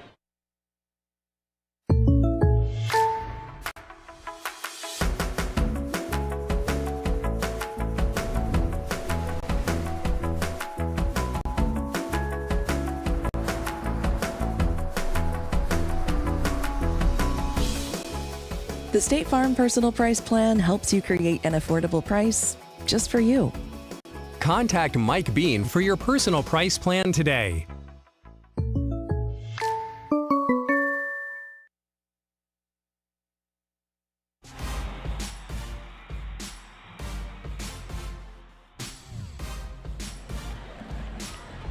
Jacob Dedamore, Tim Smith here with you at Marauder Stadium on the campus of Marcus High School. The 2025 Mound Showdown. Marcus leads Flower Mound 7-0. And after the timeout, they have the ball. 1st and 10 at the Flower Mound 32. Torgerson under center. And it's going to be a handoff to McKnight. Going over right guard. He's just plowing his way forward. They're opening up some good holes for McKnight, and then he's using his size to get the rest. He gets about 5 yards, we'll say, on first down, 5.5. As the clock's counting down, and we now are at the 2-minute warning. 2 minutes to go. Go ahead, Tim. Well, here's the quick replay. Like you said, the linemen, and it's everybody. It's not one or two guys. It's the entire offensive line and 2 tight ends running down the field and moving. We call those people movers. That's what they're doing. Great job so far. 7-0 Marcus, 2-minute warning here in the first half. We'll be back in just a moment. This is Marcus Football Night on Tradio and Champion Sports Radio. Are you ready to score big in the game of home ownership? Southern Collective Realty is here to get you into the end zone of your dream home. Hi, I'm Amy Turner, and I'm the broker and owner of Southern Collective Realty. I've been a Marcus mom for the last 6 amazing years and a great supporter of the Marauders. I'm Sarah Grant, and I'm proud to be a Marauder mom and aunt. Together we bring in over 20 years of experience in Flower Mound and surrounding areas. Southern Collective Realty, where every home purchase is a victory. Ready to kick off your search? Give us a call today.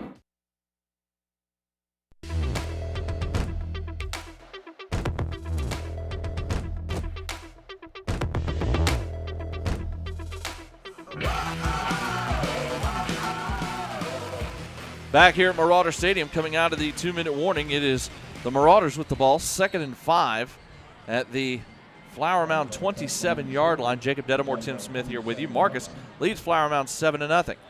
Snap back, reverse action to Austin Allen, and he's got room inside the 20, the 10, the 5, touchdown Marcus. A perfectly executed reverse to Austin Allen, and the Marauders now have a 2-score lead. That's what they needed, and you could see everybody flowed right. Austin Allen comes back left. As soon as he got the ball in his hands, I put my arms up because there was no one on that side of the field. Easy touchdown for the speedy Austin Allen. And I want to go back to something real quick. Look at that block downfield, number 1. That was Grant Gager, the center. Grant Gager, when your center can be 30 yards downfield making a block, you have a good opportunity to score. The snap bounces in. Mayfield picks it up. He's going to try and get 2, and he's going to get it. It was a bad snap for Easton Mitchell. I said Jamison Mayfield. Easton Mitchell, the holder, it bounced back to him. He picked it up because he couldn't quite get it down and just used his speed to get to the pylon for a 2-point conversion. Everything bouncing Marcus's way. You love to see that.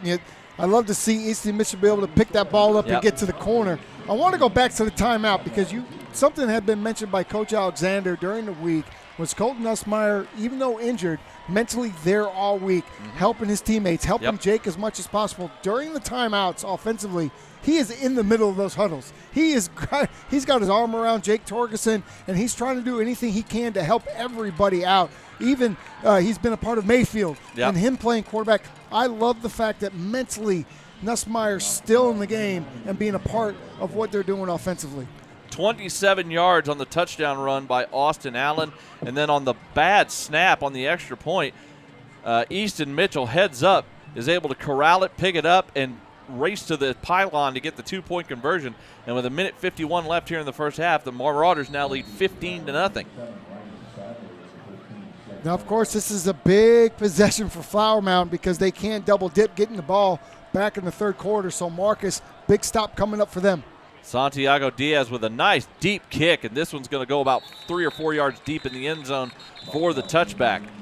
The Jaguars do have one timeout to play with here at a minute 51 to go. But, you know, really, they outside of the big pass play on their first possession, they've had trouble moving the ball here in this first half, have the Jaguars. Yeah, and that wasn't even a typical drop-back pass. That was a fake screen where they tried to show you one thing and go to another thing.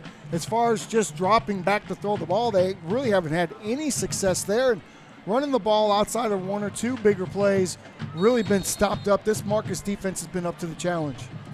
1st and 10 for the Jaguars at their own 25. A minute 51 to go here in the first half. Shotgun snap back.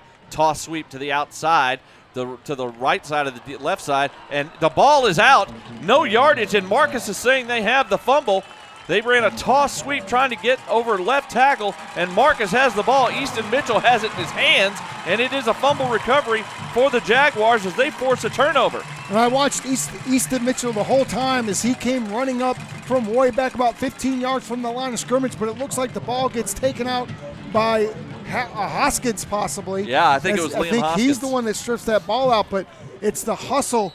It's the hustle of always Easton Mitchell running up from his safety spot. Johnny on the spot, jump on that football. Now Marcus can really stretch this thing out. They really can. It was Slate Detweiler on the toss sweep out of the shotgun as the toss sweep. It was kind of a high toss, too, so it took an extra second to get to Detweiler.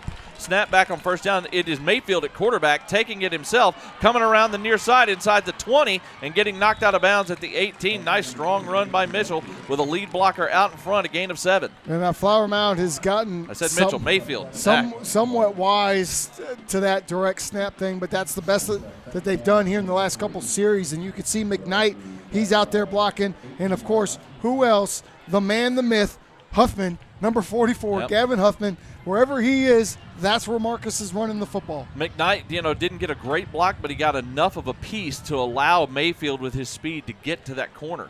Gain of 7 on first down, 2nd and 3 at the 18. Mayfield still in at quarterback, and he's going to pull up, look to throw, nobody there. Now he's just taking off. He's down to the 15. He's got the first down inside the 10 and gets knocked out of bounds. That was definitely a little Tim Tebow-esque looking. They were he took a step forward like he was going to run, then pulled back. His man was covered, so he just took off to the corner and got all the way down to the 7-yard line, a gain of 7. Well, he sort of gain of 10, excuse me. Play action to himself, right? Yeah. Like, hey, this is a quarterback draw. I'm running right behind McKnight. Nope, I'm going to throw the ball. Makes the wise decision not to let that thing go because no one's open down the field, and then just use your athleticism to get the first down. They mark him just inside the 8-yard line, so officially it is a gain of 10 yards. 1st and goal. Toss sweep to Carter Francis. Cuts up inside the 5 and knocked out of bounds just short of the end zone. It's going to be a still nice solid gain. They're going to mark him out just outside the 1. That's a gain of 6 for Carter Francis. Yeah, now it seems like this defense for Flower Mound is starting to hang their heads a little bit. They are just taking one in the tooth, run after run, and that will really deplete the energy of the defense. And, hey, great job on the replays tonight from our production team. We are getting high-quality replays here tonight for the fans. Checking back in is McKnight at tailback as they're going to go with more of a power look here from 2nd and goal just outside the 1-yard line. Minute 16 to go here in the first half. Torgerson under center. And again, a timeout. That's the final timeout of the half. The play clock again was about to run out, so Coach Alexander heads up, calls the timeout to save the 5 yards. A minute 16 to go in half number 1. 15-0 Marcus. This is the 2025 Mound Showdown on Marcus Football Night on Tradio and Champion Sports Radio. From kickoff to dinner time, Flurry's Market Plus Provisions is your hometown spot. We're local, family-run, and obsessed with quality hand-cut meats, Cajun-inspired plates, and the best burgers in Flower Mound. Join us for lunch or dinner, or swing by the market for steaks and sides to feed the whole crew. Flurry's is proud to support Marcus High School and the community we call home. Flurry's Market Plus Provisions. Local. Quality. Community. Go Marauders.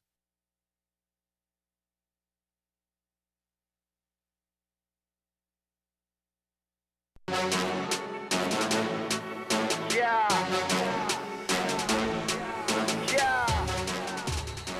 Marauders back out on the field after the timeout. 2nd and goal just outside the 1. Torgerson under center, hands it to McKnight, plowing over the right side, and he is going to get stood up. He's going to be short. He's going to get to about the half-yard line, so he gains about a half a yard, but that's going to be it. 3rd and goal now as we're just outside of a minute. One of the few times tonight that McKnight has been stopped at the line, and you'll just see a mass of players here. Torgerson trying to come in and get a little push, but just too many bodies, too little of an area there. Now this is where I want my big offensive line to fire out and hit somebody, and would do this again on 3rd and goal. In the shotgun now is Torgerson.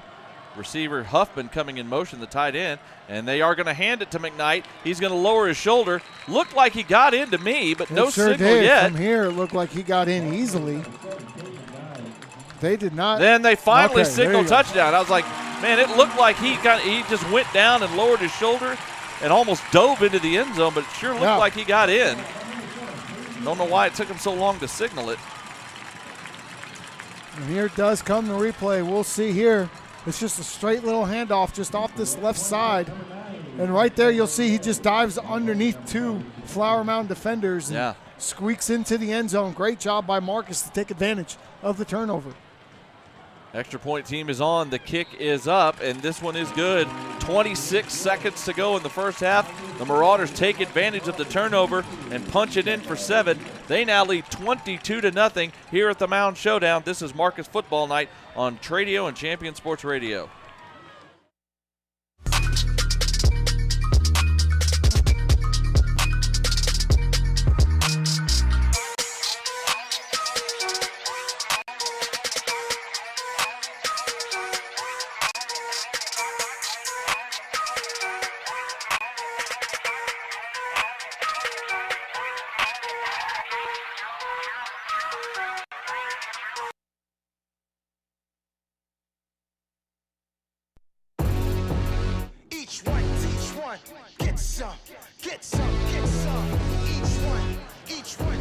The Marauders score another touchdown. They now lead 22-0 on the strength of a 1-yard touchdown run from Cade McKnight.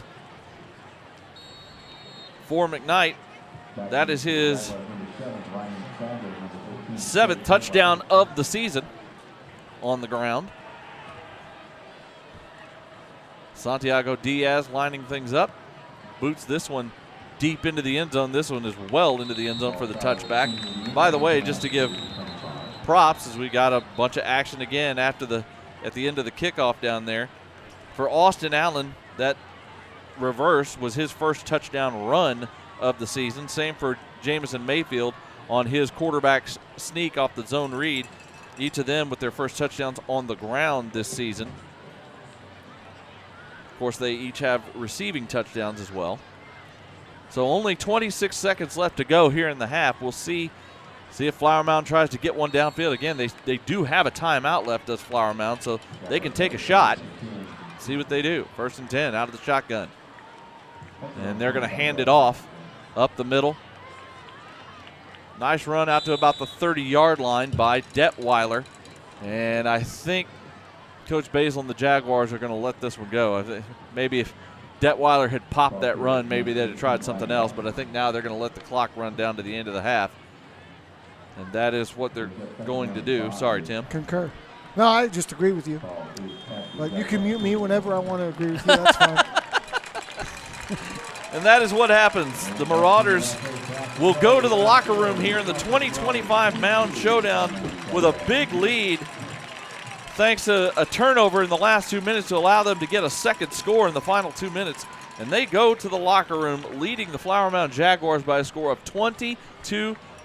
Tim, I tell you what, if you're Marcus, it was a bit of a slow start offensively. You had that first possession where you got the ball inside the 25 after the big kickoff return and you didn't take advantage of it.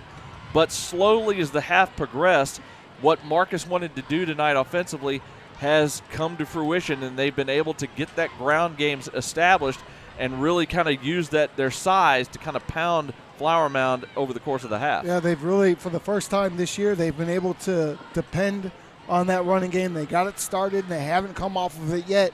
Meanwhile, on the other side, that defense for Marcus is playing lights-out football outside of the one big pass play that they did give up. Otherwise, they've been playing great, even with some pieces being intermingled that haven't been a part of this defense in the past. So great job, and I don't think you could ask for much more if you're Coach Alexander right now. 22-0 Marcus here in the 2025 Mound Showdown. We are going to put the headsets down and let you obviously will not hear the music of halftime, unfortunately, but we will be back here in just a little bit to get you ready for half number 2 as the Jaguars and the Marauders do battle in the 2025 Mound Showdown. 22-0 Marcus here at the half. Point Bank is proud to support the Marcus Marauders football season. Show your Marauder pride with a custom Point Bank school logo debit card. Learn more at pointbank.com. It's not just banking, it's point banking. Member FDIC.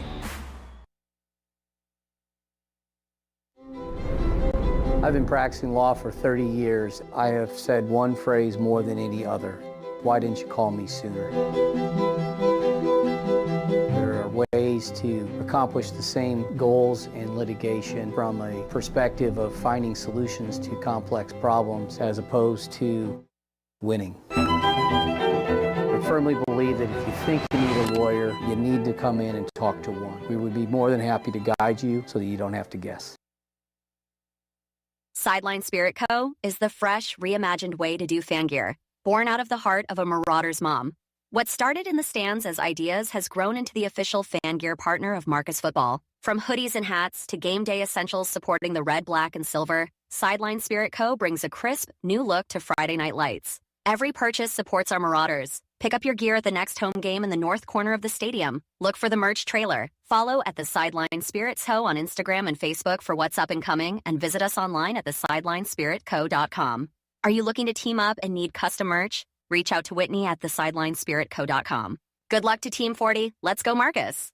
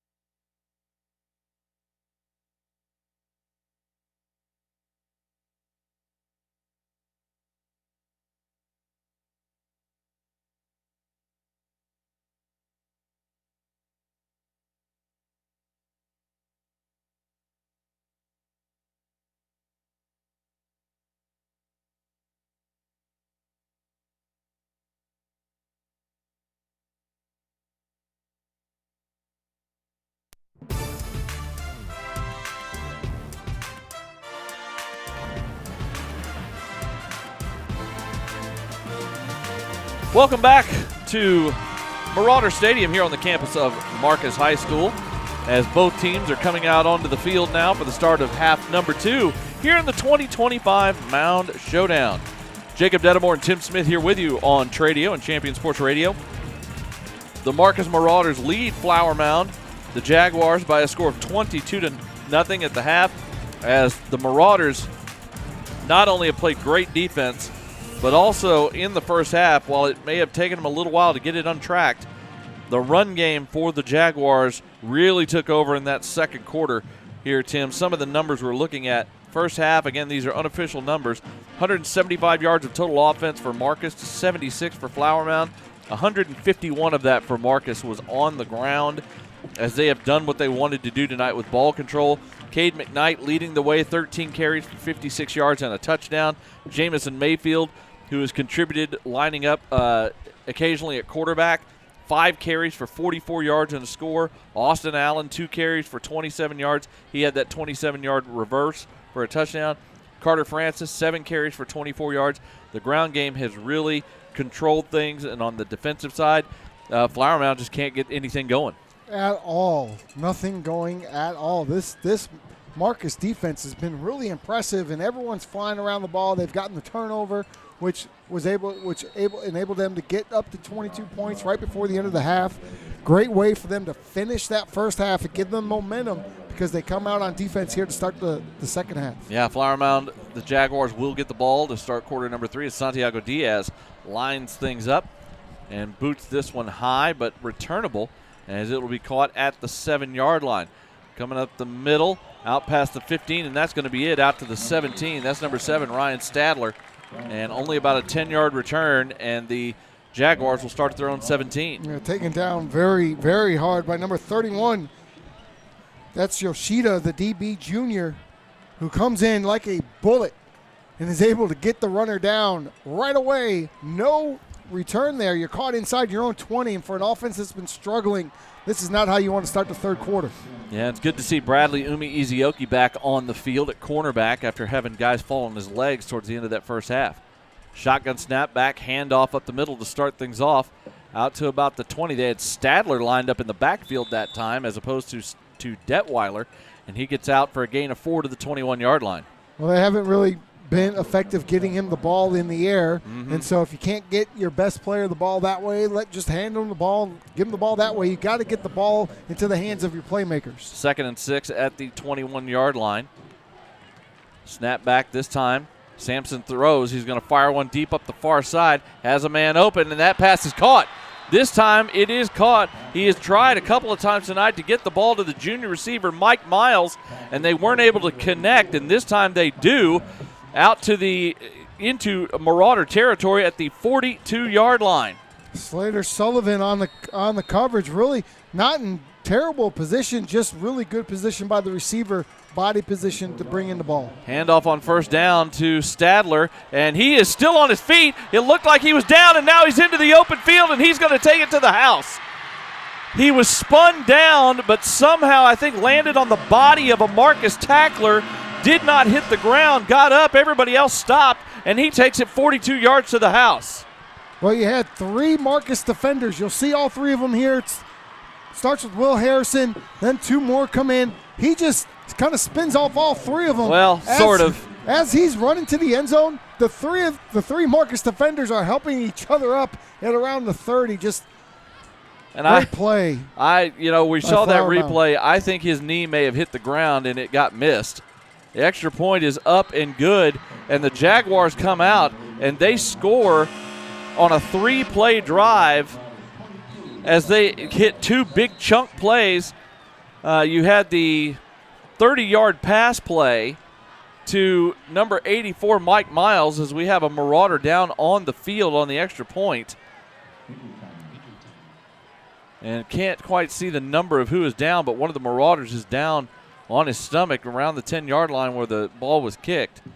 But going back to that possession, you had Stadler in at tailback instead of Detweiler, and you talked about that, Tim, with Carter Massey, the wide receiver for Flower Mound, injured and not playing tonight. Probably the biggest playmaker on this offense is Ryan Stadler. He had a 4-yard run. Then they hit a big pass up the field of about 30 yards to Mike Miles, and then they handed it off to Stadler again. And like I said, our replay that we saw as he got spun down by Will Harrison, it looked like his knee touched the ground, but the refs didn't see it. He kept running, was heads up, kept going. Marcus defenders kind of stopped for a second thinking he was down, and he just ran past everybody. Yeah, I thought he was down too, but if you don't hear that whistle, you simply can't stop. Stadler didn't stop. A few Marcus players did stop, and off to the races you go. And this looks to be number 56. Is that Tanasi Jaeger? It may be be, Tanasi Jaeger, yes. Can't even really speculate right now. Did not see what happened on the extra point there and why he's down.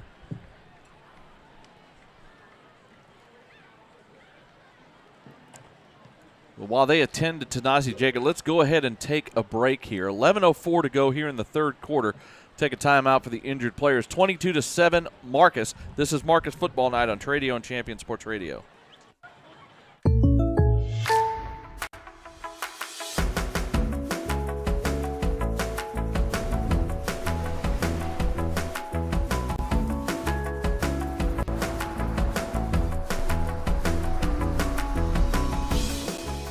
The State Farm Personal Price Plan helps you create an affordable price just for you. Contact Mike Bean for your personal price plan today.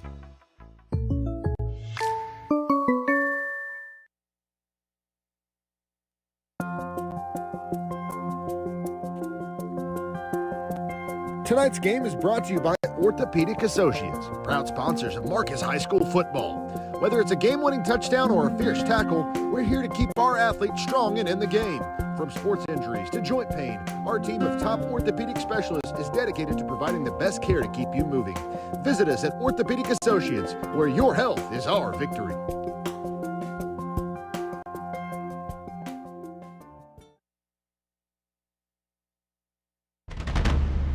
Can you feel it?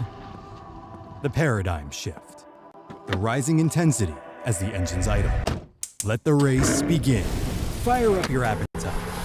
Farm fresh beef, straight from the source, to our grill, and from the sea to your plate. All of our ingredients are fresh and made to order. Dine in today and taste the fast and furious difference. Order online or take it to go and fire up your appetite at F&F Japanese Grill.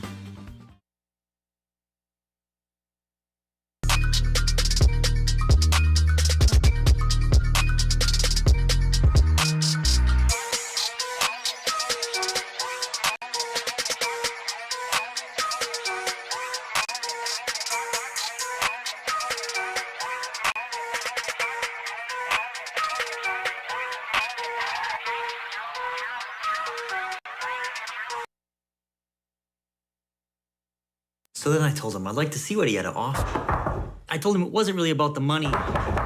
You know what, it's not, but it... Clogged drains interrupt your day. Did you know they can also be a stinky health hazard that causes waste to back up into your home? That smell is me? We can help. Now that's an offer you can't pass up. Back in my day, drains were called buckets. Because you didn't have plumbing. I get it. At Texas Best Fence and Patio, we specialize in transforming your backyard into a personal retreat. Whether it's a custom wood fence, composite deck, or a cozy outdoor living space, our expert team brings your vision to life with quality craftsmanship. Ready to upgrade your outdoor space? Visit TexasBestFence.com for a free estimate, where your backyard dreams become a reality.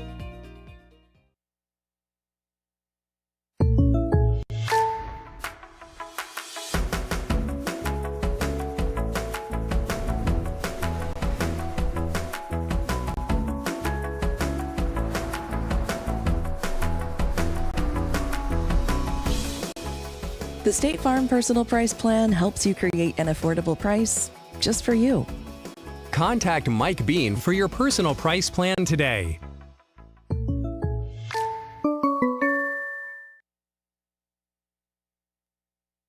Are you ready to score big in the game of home ownership? Southern Collective Realty is here to get you into the end zone of your dream home. Hi, I'm Amy Turner, and I'm the broker and owner of Southern Collective Realty. I've been a Marcus mom for the last 6 amazing years and a great supporter of the Marauders. I'm Sarah Grant, and I'm proud to be a Marauder mom and aunt. Together we bring in over 20 years of experience in Flower Mound and surrounding areas. Southern Collective Realty, where every home purchase is a victory. Ready to kick off your search? Give us a call. From kickoff to dinner time, Flurry's Market Plus Provisions is your hometown spot. We're local, family-run, and obsessed with quality hand-cut meats, Cajun-inspired plates, and the best burgers in Flower Mound. Join us for lunch or dinner, or swing by the market for steaks and sides to feed the whole crew. Flurry's is proud to support Marcus High School and the community we call home. Flurry's Market Plus Provisions. Local. Quality. Community. Go Marauders!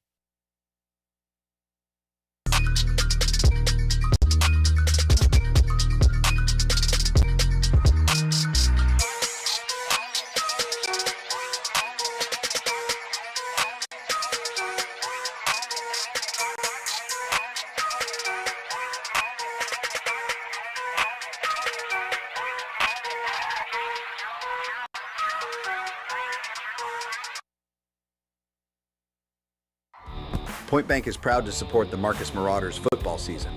Show your Marauder pride with a custom Point Bank school logo debit card. Learn more at pointbank.com. It's not just banking, it's point banking. Member FDIC.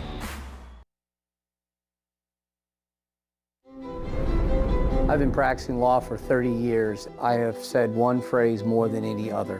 Why didn't you call me sooner?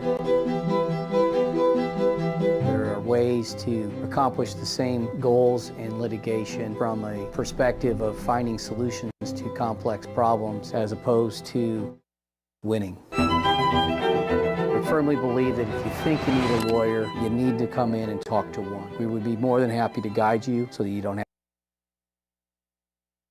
Sideline Spirit Co. is the fresh, reimagined way to do fan gear, born out of the heart of a Marauders mom. What started in the stands as ideas has grown into the official fan gear partner of Marcus football. From hoodies and hats to game day essentials supporting the red, black, and silver, Sideline Spirit Co. brings a crisp, new look to Friday Night Lights. Every purchase supports our Marauders. Pick up your gear at the next home game in the north corner of the stadium. Look for the merch trailer. Follow at the Sideline Spirits Co. on Instagram and Facebook for what's up and coming, and visit us online at thesidelinespiritco.com. Are you looking to team up and need custom merch? Reach out to Whitney at thesidelinespiritco.com. Good luck to Team 40. Let's go, Marcus.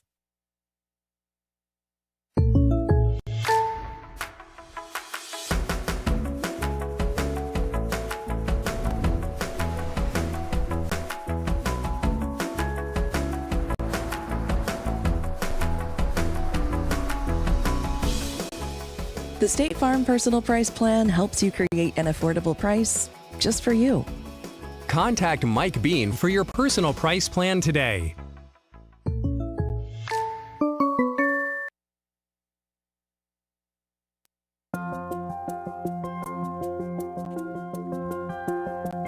Tonight's game is brought to you by Orthopedic Associates, proud sponsors of Marcus High School football.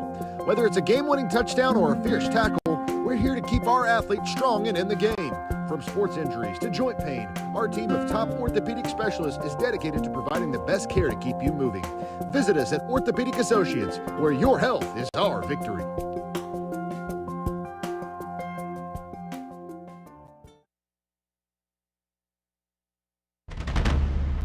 Can you feel it? The paradigm shift. The rising intensity as the engines idle. Let the race begin. Fire up your appetite. Farm fresh beef, straight from the source, to our grill, and from the sea to your plate. All of our ingredients are fresh and made to order. Dine in today and taste the fast and furious difference. Order online or take it to go and fire up your appetite at F&F Japanese Grill.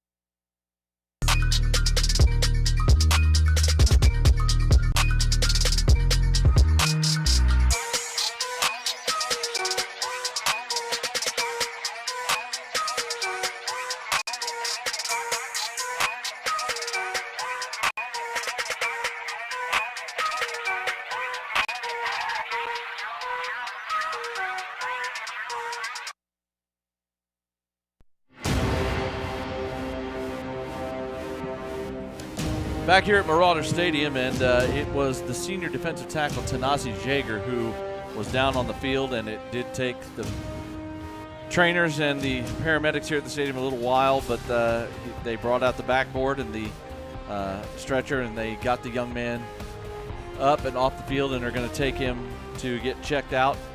I did see him roll over onto his back, and I did see him moving his arms. And he did have a neck brace on, so it may have just been precautionary. We're not sure what happened, but it was definitely something in the head or neck area. And we will just send our thoughts and prayers to him and his family, and hopefully everything is okay. And this is all just precautionary, but Tanasi Jager was the young man who was injured. We're back here again.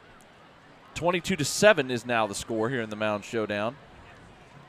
As you had Ryan Stadler, who came into the game tonight with only 7 carries for 18 yards as a rusher, take one 42 yards to the house on a play where it looked like he had been spun down for a very short gain, but apparently did not, his knee or another part of his body did not touch the ground, and he just popped up and kept running and got into the end zone as the Marcus players had kind of stopped, thinking the play was over. And so Flower Mound does exactly what they needed to do, hit 2 big chunk plays and get in the end zone. Yeah, now they have to find a way to stay loose and keep that energy up that they had before and come out and continue to play football after losing a teammate like they just did. This kickoff is going to be fair caught at the 5-yard line, so the Marauders will take over at their own 25. And, yeah, the Marauders now have to get their energy back up and get back into this game and get back to doing what gave them their 22-0 lead to begin with. Next time the Marauders are on defense, you just keep that intensity up and make sure a play is done before you stop. Yeah, you can't let one play define the second half of this football game if you're Marcus. It was a 42-yard touchdown run from Stadler, his first touchdown run of the season. That was preceded by a 37-yard pass play to Mike Miles. 1st and 10, handoff up the middle. Carter Francis on his feet, out past the 30 to the 32, gain of 7 on 1st down for Carter Francis. A nice little just power football. Once again, this is how they ended the first half. It's how they start the second half offensively. Just leaning behind those big guys, the big tight ends, and letting McKnight and Francis, that time Francis, just chew up yards right up the middle of that D-line. It's definitely been a collective effort tonight on the ground. 2nd and a long 3. Snap back, handoff to McKnight this time. He plows forward, right up the gut, moving the pile out to the 39-yard line. That's 7 more yards. And the chains move for the Marauders. And, of course, Hoffman, he's in the wing set. He's going to come all the way down the line of scrimmage, almost act like a pulling guard and lead up in that hole. You'll see him here, starts way off at the right, and then just leads up in the middle, takes the linebacker out of the play, and allows for McKnight to get that 1st down easily. Yeah, nice job by Kogler there. Huffman is more of the blocker of the two, but a good job by Kogler as the lead blocker on that pull. Handoff on 1st down. McKnight this time coming to the near side, getting around the corner and just gets wrapped up, but not before a nice solid gain of 7 more yards out to the 46. That time it was number 3, Jarek Buchanan, who got around the legs of McKnight and kept him from getting more. You'll see they just kind of collapsed that left side, and here comes Kogler around to get a big block to really spring them. Yeah, that was actually Grayson McCrate sorry, that yes, time, that number wasn't 80. Kogler, Yeah, it was number 80. Yeah, all I saw was the 8. Grayson McCrate checked in. He's the 3rd tight end on this squad. 2nd and 3 now. Mayfield in motion. Toss sweep to Francis this time. He cuts up, breaks a tackle. He's into the second level, out into Flower Mound territory, still on his feet, and finally gets brought down. Nice strong run from Carter Francis for 15 yards down to the 38-yard line of Flower Mound. Yeah, he just wouldn't be denied. He broke 4 or 5 tackles on that run. Every time we thought he was about to be down, there's another broken tackle. You see Mayfield comes in motion, and you'll see the guard pull around too as well. Really, they don't block anybody. No. But Francis runs through 2 people, now 3 people with the fade. There are now 4 people. My goodness. And he just 5 kept people. Yeah. 6 people? It took half the defense to get Anybody Francis else down. want some? 16 yards for Francis. Play action on first down. Torgerson looking to throw. Can't find anybody, so he just throws it into the bench. Smart play.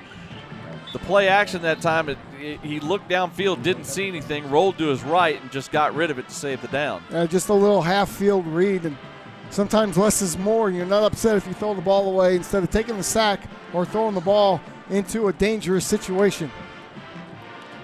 2nd and 10 now for the Marauders as Torgerson actually checks out. Mayfield checks back in. Mayfield in this half has had a few snaps at quarterback. He's run the ball a few times, also even threw it once, and looked to throw it a couple of more times, just didn't see it open. He's in the shotgun. He takes the ball, has it on the zone read, cuts up the middle, inside the 35, down to about the 33. That'll be a gain of 5 yards for Mayfield. He uses Francis to make the read. He's going to see if they collapse or go with Francis, and then it allows Mayfield to get some yardage upfield, which is exactly what happens. The flow there's nothing outside, so then he just sees that man 33 kind of goes outside wide, which allows him to take the cut up and get those yards up right side. You have McKnight checking back in at tailback. McCrate ran off the field. They had too many men. Almost got caught with 12 men in the huddle. Hand off to McKnight on 3rd down, and he is not going to get much there. He's actually maybe going to lose a yard, about a half yard. Just nothing there that time as the Flower Mound defense stood up and didn't give McKnight anywhere to run. So after that big run, that Flower Mound defense really steps up, and now 4th down and medium. Kind of in the situation Flower Mound was in earlier in the game. Yeah. Too far to kick a field goal. Really don't get a lot out of punting this, so you're going to go for this if you're Marcus. Let's see what they have in their bag of tricks. Yeah, officially it was a loss of a yard back to the 34. It's going to be 4th and 6 at the 34-yard line. Torgerson's going to be under center with Carter Francis in the backfield. McCrate coming in motion. They toss it to Carter Francis. He tries to get the corner, and he does inside the 30, and he's going to get the first down. They sealed the corner off enough to let. Now we have a late flag after the play. We'll see who that's on. But Francis needed 6. He got 7 to move the chains. Yeah, it's simple. Just a toss left, power toss left. Everyone's over on the left side. Everyone gets just enough. Everyone's not blocked, but just enough. Francis runs the guy over to get the first down, actually. Otherwise, he doesn't get it. And then we have a couple players extracurricular at the end. Who is this going to be on? They've got to unpack that one. And it was that last little bit of effort by Carter Francis that got him the first down. He got contacted right between the 29 and 30-yard line and just used a little stiff arm to get the defender off of him and allowed him to get those last couple of yards. Now here we see at the end of the play. Now it looks to me like Adams is just ending the play, but then you can't do that. That's what you can't do. You can give some extra syrup during the play, but not after the whistle is blown, and that's what we saw there. Yeah, this is probably going to be a personal foul on Frank Adams, the left tackle. So that'll back it up 15 yards. He was good with throwing him down. Well, we got it both ways. So, okay. So after the dive on top by Adams, the man he pushed to the ground gave him some back, and so those are going to offset. And, no loss of yardage for the Marauders. Adams could have avoided that entire thing. Once you shove him to the ground, the play's over. Just let it go, man. Just let it go. I appreciate the effort and tenacity. So 1st and 10 for the Marauders on the 27 of Flower Mound. Just under 7 minutes to go here in the 3rd quarter. Receiver comes in motion. Mayfield, they're going to do a little reverse to Allen, and he's got some room on the far side. Inside the 20, inside down to near the 15 before he gets tripped up. That was a double reverse, really. They handed it to Mayfield on the jet sweep, and he tossed it to Austin Allen going the other way, and he gets 11 yards down to the 16. Yeah, pretty fancy. Lots going on. Let's unpack it. We've got the jet sweep coming across, and then Jake Torgerson, he's going to fake like he hands it off to the right side to Francis, but no, we've got the reverse, and then Francis should be out here to lead block. Torgerson should be out here to lead block, and I don't know why he's back behind the entire play. We'll talk about that on film. Come on, Jake. Go out there and get yourself a block. 1st and 10 for the Marauders at the 16 after the run by Allen. Hand off to McKnight. Kind of hemmed up in the backfield, but now finds a crease. He's inside the 10, inside the 5, and gets brought down. Nice patient run by Cade McKnight that time. Got kind of danced around in the backfield because there was nothing there, and then found a crease and accelerated through it down to the 4, gain of 12. Fancy Fred Astaire footwork. Look at this inside. Nothing there. He's going to almost gets tripped up. I mean, just look at the hips. They keep swiveling left to right, a little Barry Sanders action, and then he actually hits a burst of speed. Just gets caught. Touchdown saving tackle by number 15 from Flower Mound. Otherwise, that's an easy score. But it was Corbin Wood, the safety, that makes the save. Handoff to McKnight on 1st and goal, and he's going to get tripped up right at the line of scrimmage. Great tackle that time by number 33, Chase Alves, who penetrates from his linebacker position and makes the tackle for no gain. That previous run by McKnight, by the way, tip of the cap to Grayson McCrate, number 80, the tight end, who just buried the defensive player for Flower Mound, who penetrated into the backfield. McCrate blocked him down to the ground to allow McKnight the chance to get the run that he did. We love to see these tight ends get involved in the run game, and they've been doing it all night, all 3 of them. 2nd and goal from the 4 now for the Marauders. Torgerson in the shotgun. He's going to fire one up to the end zone, going for Susko, who goes up, and he pulls it down. Fights off the defender, uses that height and that size, and pulls down the fade route for a touchdown. And as they say in basketball, and one, because there was pass interference. There was. Throughout that play. Jake, that was the best throw to Susko that I've seen in the red zone this year. Lots of air, lots of height, exactly how you want it. Take notes, because when you come back next year, that's what we want to see from you, Colton Nussmeier. Nice, high, floaty ball. Love that, Jake. That's your best throw of the night. Jake Torgerson with the touchdown pass, his first of the season. It was pass interference on the defense. Santiago Diaz on for the extra point. The kick is up, and it is good. 4:50 to go here in the 3rd quarter. The Marauders answer the score by the Jaguars and extend their lead back out to 22. It's 29-7 Marcus. This is Marcus Football Night on Radio and Champion Sports Radio. So then I told him I'd like to see what he had to offer. I told him it wasn't really about the money. You know what, it's not, but it... Clogged drains interrupt your day. Did you know they can also be a stinky health hazard that causes waste to back up into your home? That smell is me? We can help. Now that's an offer you can't pass up. Back in my day, drains were called buckets. Because you didn't have plumbing. I get it. At Texas Best Fence and Patio, we specialize in transforming your backyard into a personal retreat. Whether it's a custom wood fence, composite deck, or a cozy outdoor living space, our expert team brings your vision to life with quality craftsmanship. Ready to upgrade your outdoor space? Visit TexasBestFence.com for a free estimate, where your backyard dreams become a reality.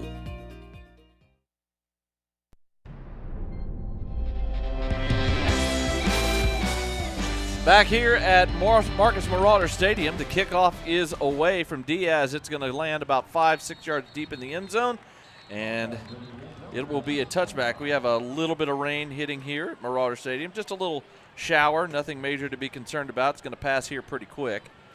The thunderstorms are not going to come till late into the night, after midnight tonight, so not worried about that. Definitely a little shower and a scurry of events happening in the stands. You can just, everyone is racing to get up out of here with a little bit of rain that's coming. They don't have your weather report. They don't know it's gonna pass here momentarily. They've all got phones. They can look.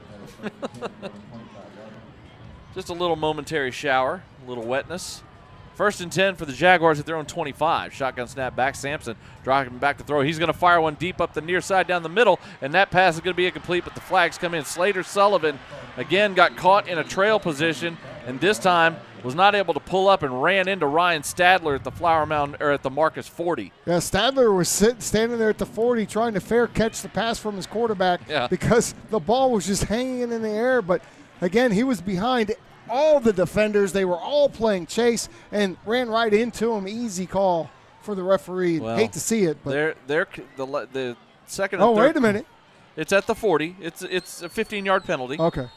Same rule as college. I was going to say it didn't look right, but quarterback goes in motion, direct snap to the running back. He breaks a tackle in the backfield, and he is into the open field, down into Marcus territory, inside the 40, down to about the 37-yard line. A gain of 23 yards that time by Ryan Watkins, the number 2 running back, who we hadn't seen carry the ball tonight. That time he takes the direct snap as Sampson, the quarterback, went out of the formation. 1st and 10. Running tempo is Flower Mound. They hand it to Watkins again. This time he gets hit behind the line of scrimmage. That'll be a loss of 2 yards back to the 39. Yeah, and that was, of course, headed up by who else? Easton Mitchell, who does such a good job of stopping the run from the safety spot, but there is a flag down. Let's see what the call is. They're asking, it's apparently against Flower Mound, and it's a holding penalty.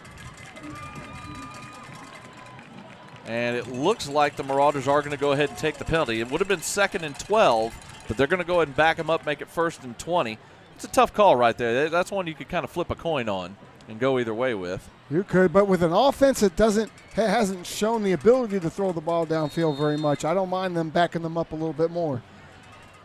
You see what they've been trying to do here in this second and third quarter. They've been trying to isolate Slater Sullivan on a wide receiver, and they've caught him a couple of times. Pass down the middle of the field, and they're going for Stadler again, and it is incomplete, just a little bit overthrown. That time Brady Moore was the one in coverage, and he was closing as the ball arrived, and the pass was just a little too far out in front for Ryan Stadler, as they're really trying to get him the ball here in this third quarter. Well, he's the speedy guy. You can see it. He ran right by Brady Moore, actually has a step or two, but the ball just outthrown. Brady Moore with great catch-up speed is right there on the coverage, but he was open. A better ball. That's completion. 2nd and 20 now at the Marcus 47. Snap back, play action. Sampson looking to throw again. Now he scrambles out of the pocket to his right, fires, and that pass is going to be caught by Stadler. Nice diving grab as Stadler moved with his quarterback. Going to get all the penalty yardage plus 1 back at the 36, gain of 11. Yeah, Stadler ran a little slant, goes inside, but the coverage is there. When his quarterback boots out, he decides to go with him, make a target. Easy pitch and catch when you move with your quarterback like that. 3rd and 9 as the Jaguars run tempo. Snap back. They hand it off into the open field, and inside the 20, that's going to be a touchdown. One of the biggest holes open tonight by the Jaguar offensive line. Detweiler zipped through it, made one man miss, and was gone. Well, Flower Mound is not giving up. They are not going quietly into the night whatsoever. This offense has caught fire. You can hear the Michigan fight song in the background. I take offense to that as a Michigan man, but I understand that when they started the school in Flower Mound, the guy was from Michigan, the band director, so we'll give him some slack there. But great run right up the middle. Holy moly, Flower Mound strikes back quick. 36 yards on the touchdown run by Detweiler. The extra point is up, and it is good. 3:25 to go in the third quarter, and the Marauder lead has now been cut back down to 15 points. You know, the run game tonight had not been very effective at all for Flower Mound. Even the touchdown run earlier in the quarter was not blocked up well because Will Harrison made a tackle right across the line of scrimmage. He just didn't get him all the way to the ground. That time, that's probably the best job the O-line for Flower Mound's done all night, opening up a hole. That's the first time any of their running backs have been able to run through the line untouched, and that time certainly untouched the entire way. And they're having discussions now. You can see the defense trying to get it figured out. Why did we have the hole? Yeah. Where was the breakdown? Let's fix it. But that's twice in this half so far that Flower Mound has broken off some big runs. Yeah, I mean, scores. it was two good chunk runs on this drive. One by Ryan Watkins on the direct snap, where he found, when the quarterback went in motion out of the backfield, the direct snap play. And he got about 22 yards, and then 3 plays later, you have his backfield mate Slate Detweiler find a hole and showing good speed, just accelerating through the hole speed. And taking it 36 yards to the house. So, yeah, here in this third quarter, the Jaguars' offense has found a few things here, especially on the ground. They've been able to open up a couple of holes and put a couple of touchdowns on the board. And the rain's getting heavier, Jacob, but we're going to need a squeegee outside here in a minute. So the kickoff team comes back out onto the field. The Marauders have everybody up except for Carter Francis. They're aware of some potential shenanigans by the Jaguars here, as this game has gotten kind of exciting here in this third quarter. A little back and forth action. A 42-yard touchdown run from Ryan Stadler, and now a 36-yard touchdown run from Slate Detweiler.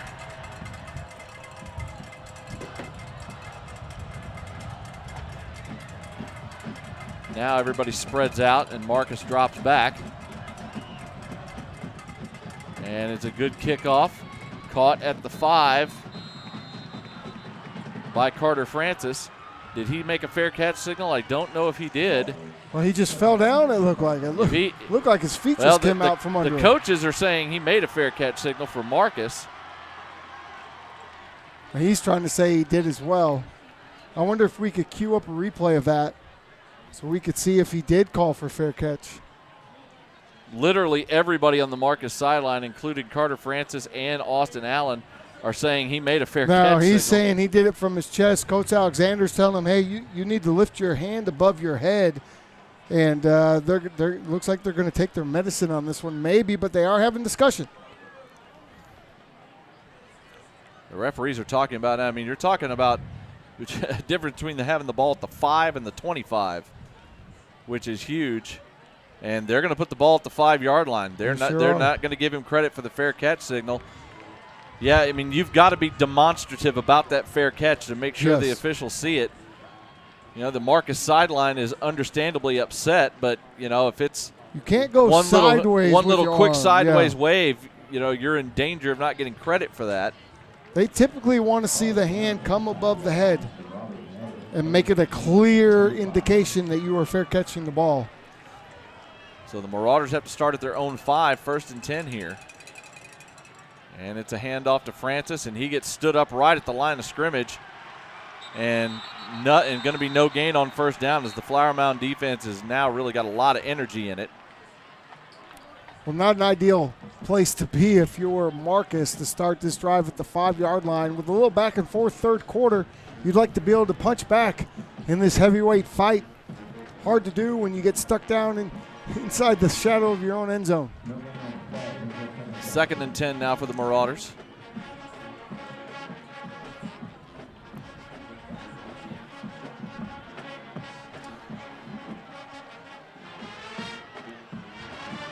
Handoff this time to Francis. Goes over right tackle. Going to get about 3 yards, and that's about it before he gets stood up by multiple defenders.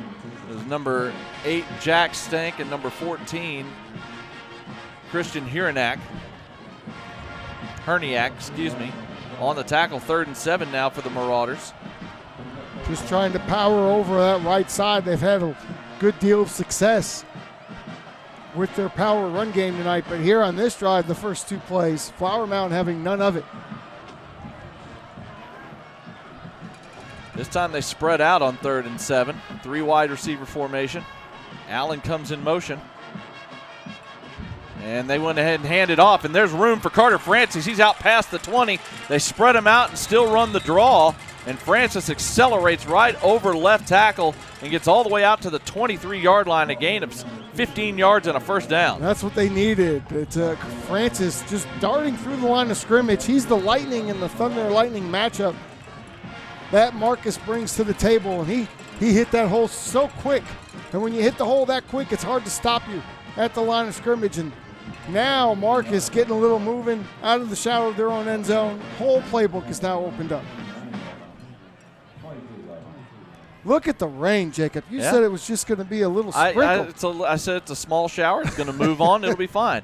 Mayfield in at quarterback. He takes a high snap, tries to go around the left end and gets the corner, and ends up getting a nice solid gain. They're going to mark him down at the 27-yard line. That'll be a gain of 4 for Mayfield. Boy, Mayfield's going to be exhausted at the end of this game. He's had to do more tonight than he's had to do all season. He's been at running back, quarterback, wide receiver, throwing a few passes, run the ball a few times. He did a good job corralling a high snap that time as well. He sure did. And it's wet conditions out here, so. 2nd and 6 now for the Marauders.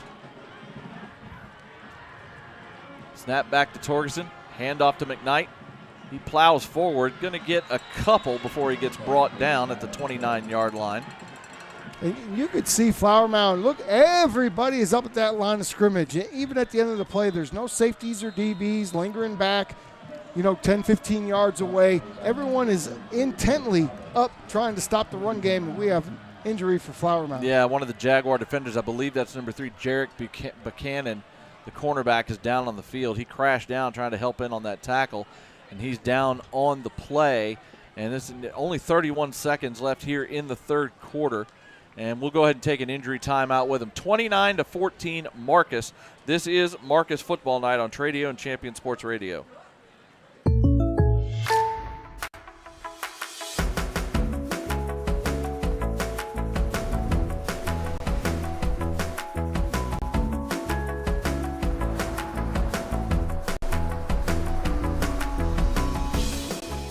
The State Farm Personal Price Plan helps you create an affordable price just for you. Contact Mike Bean for your personal price plan today.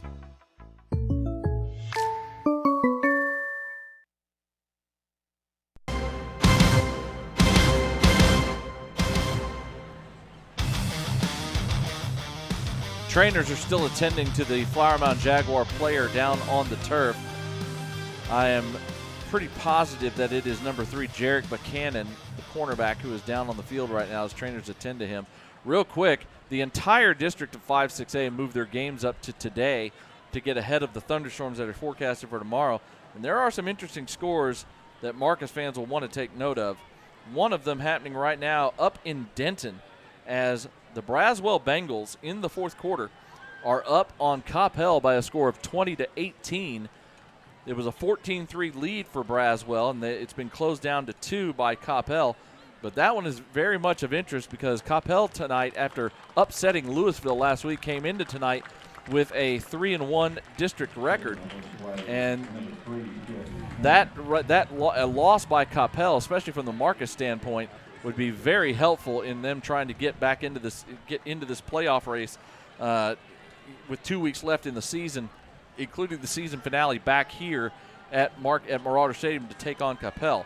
The other one is taking place over in Louisville, and right now in the fourth quarter, Louisville's up on Hebron by a score of 30-23. That is also a potential positive result for the Jaguars. So the offenses are back out onto the field as Buchanan was helped off. It's 3rd and 4th to 29 for Marcus. Play action, and Torgerson has all kinds of room to run, and he's just going to take it himself. He's out past the 40 to the 43. He could have easily thrown that ball to Grayson McCray, his tight end, on the play action rollout, but there was nobody in front, so why even throw the ball out of your hand? Just run. Yeah, I don't mind the play. It would have been an easy completion. And we have a flag down at the end of the play. And there was some extracurricular. We'll have to see. Oh, there it is. They hit Jake Torgerson late. A little bit of a flop action too, but they shoved him down after he went out of bounds. So that should be the call there. So that'll be fit, but that is a great job by Torgerson, a great play action fake. Instead of bothering even to throw the ball, he just took it himself and got a big chunk of yardage. He got 16 yards out to the 45 and now tack on 15 more. And this will move the ball into Flower Mound territory. He actually stepped out at the 43, so that was a 14-yard run. But they moved the ball after the penalty to the 43 of Flower Mound. Good IQ shown there by Jake Torgerson because he could have easily thrown the ball, but it's wet. Yeah. And anything can happen nobody with a wet there, football. right. And McCray saw he wasn't going to throw, so he just turned upfield and went to go made block. a block. I love it. And that is going to do it. That's the end of the third quarter on that play. We go to quarter number 4 in the 2025 Mound Showdown. Marcus leads Flower Mound 29-14. This is Marcus Football Night on Tradio and Champion Sports Radio. Are you ready to score big in the game of home ownership? Southern Collective Realty is here to get you into the end zone of your dream home. Hi, I'm Amy Turner, and I'm the broker and owner of Southern Collective Realty.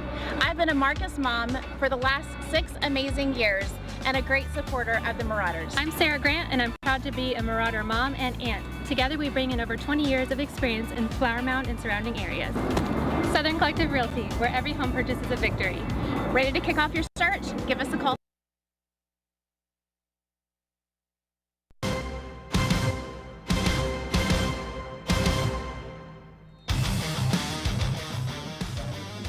We go to quarter number 4 here at Marauder Stadium. 1st and 10 for the Marauders at the Jaguar 43. It's a toss sweep to Carter Francis, and he is going to get corralled behind the line of scrimmage. He's going to lose a yard as the Jaguar defense did a great job getting upfield and cutting Francis off before he could get to the corner.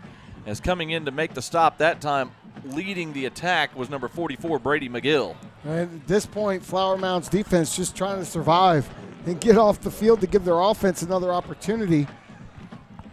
It's all great when your offense can put points on the board, but if you can't stop Marcus from scoring, you'll never make that catch up. 2nd and 11 now.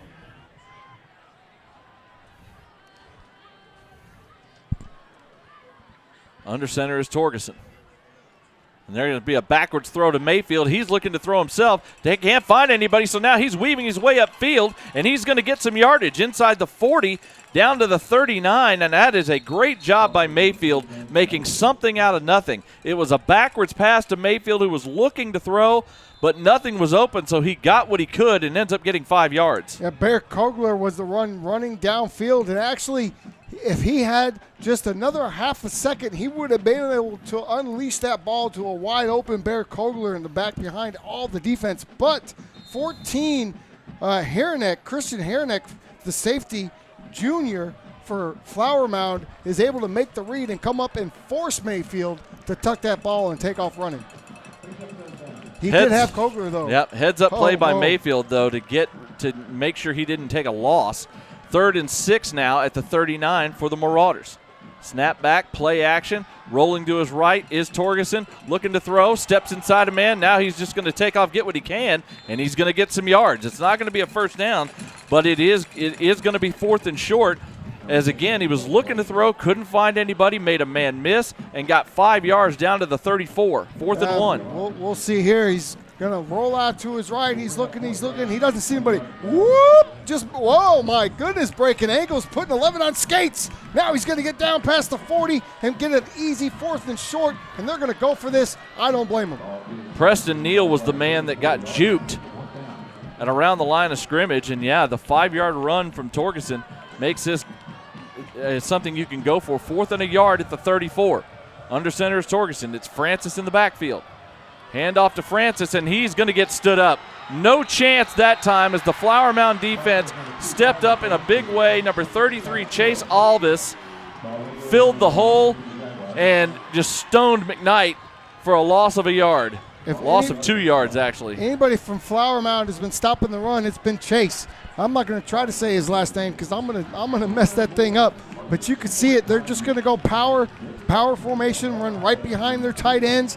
But stopped right there. He squeezes through, doesn't even get blocked. Yeah, it was a missed block that time by Jimmy Graham, who was pulling, and he just didn't see Alvis.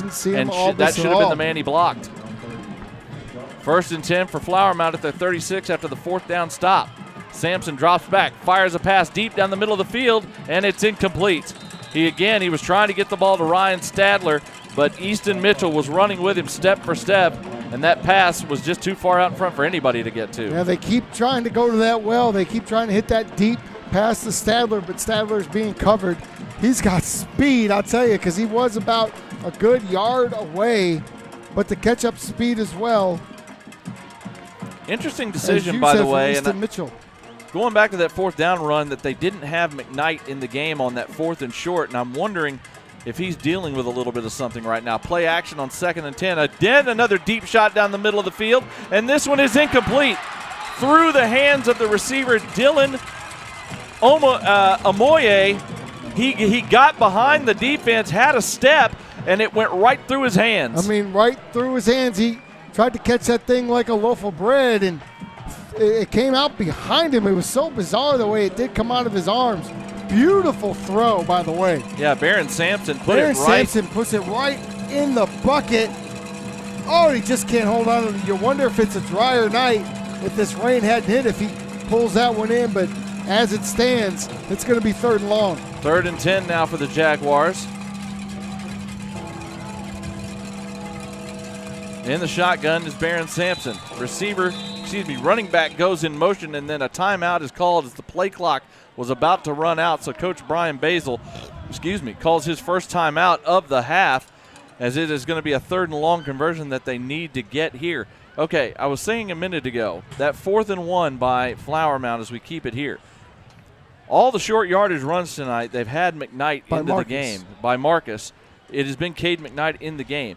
Earlier in the end of the 3rd quarter, you'll remember there was a tackle where he kind of got tackled around the ankles, and it looked like he came up a little bit gimpy, and I'm wondering if he is maybe, he had the leg injury earlier in the year that made him miss a game, and he had bruised shin. I'm wondering if he had something happen, because I found it interesting that it was Francis. McKnight is on the sidelines with his helmet on, but I just found it interesting that it was Francis and not McKnight in there on that 4th and 1. Yeah, McKnight is typically going to be the short yardage guy, and he's been the one that's been running people over all night. Not that Francis hasn't or isn't capable, but McKnight is the guy that you want in those situations typically. And so, yeah, I'm kind of surprised he wasn't in the game as well. 3rd and 10 now for the Jaguars after the timeout on their own 36. Snap back to Sampson, looking to throw. Here comes the pressure. Hoskins running him down, and he's going to take him down. Liam Hoskins chases down Barron Sampson and drops him for a huge loss back to the 23. Liam Hoskins runs right through number 57, Noah Powers, and you'll see it here. This is just a straight power move. 2 hands. I'm going to run right through you. A little swim move at the end, and then here I come, quarterback, with my arms wide open. Quarterback sack. The punt team is on for Flower Mound as the Marauders get a stop.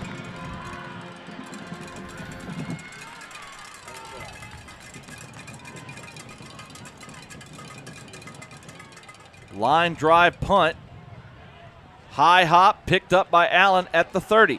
He's running the far side, cuts up outside the 40, to the 45, and there he is, and then he gets dragged down by the jersey from behind, but not before he gets into Flower Mound territory.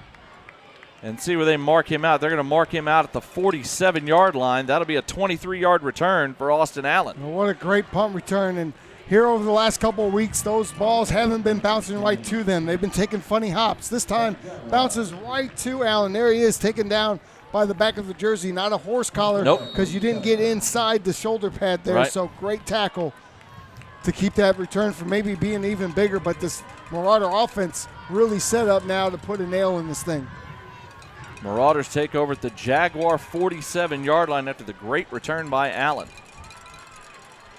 Torgerson in the shotgun on 1st and 10. He'll hand the ball to Francis, who comes around the right side. He turns up upfield, inside the 30, and finally gets knocked out of bounds.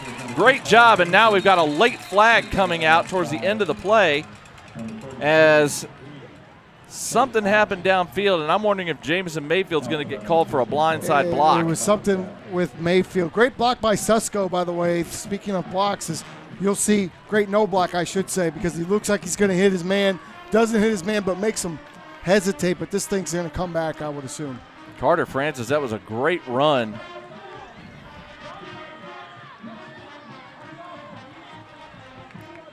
And, yep, that's going to wipe out the run. It's a blindside block. It's going to wipe out most of the run.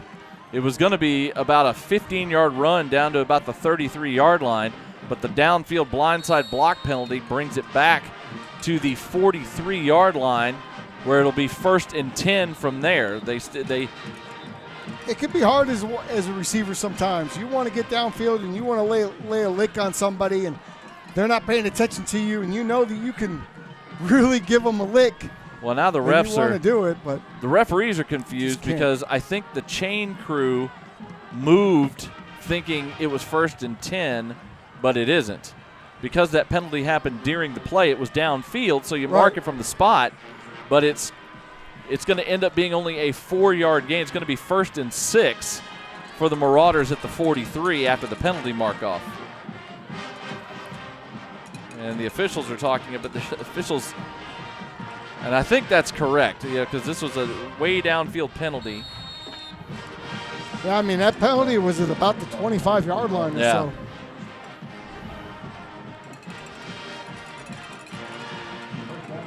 So 1st and 6 from the 43.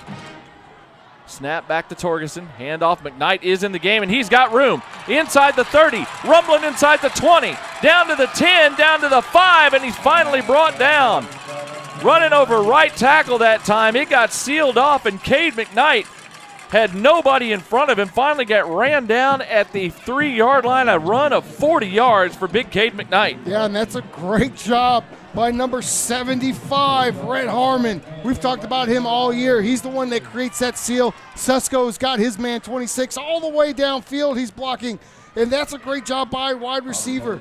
And if you can say Drew's last name for Flower Mound, Gullickson. Drew Gullickson is able to get off the block and finally make a tackle, but all the way down at the 3-yard line. 1st and goal, handoff to McKnight again, trying to plow the pile forward. He's going to get to about the 1.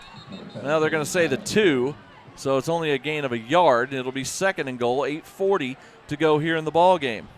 So now McKnight looks like he'll come out of the game, and Francis checks in, but we have another injury for Flower Mound. Yeah, we've got a Jaguar defender down on the field here. Here's the power run. You'll see Kogler gets a really nice block at the point of attack, and then McKnight just trying to push his way through, but good job by Flower Mound defense to stand tall. And I believe that's number 8, the linebacker Jack Stank, who is down on the field and being tended to by the trainers for the moment. It's 8:33 to go here in the ball game. Marcus up by 15, 29-14 is the score.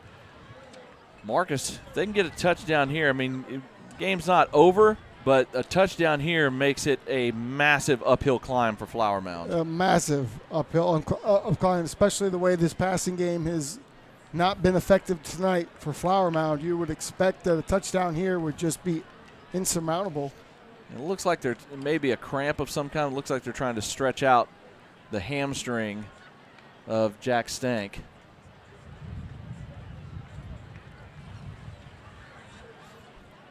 Just real quick, some numbers here. Jake Torgerson,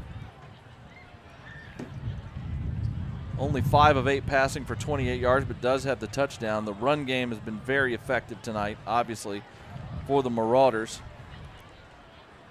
I don't think those last couple of runs have been added to the totals just yet by Cade McKnight. I think Cade McKnight may be over 100 yards on the evening. Yep, there we go.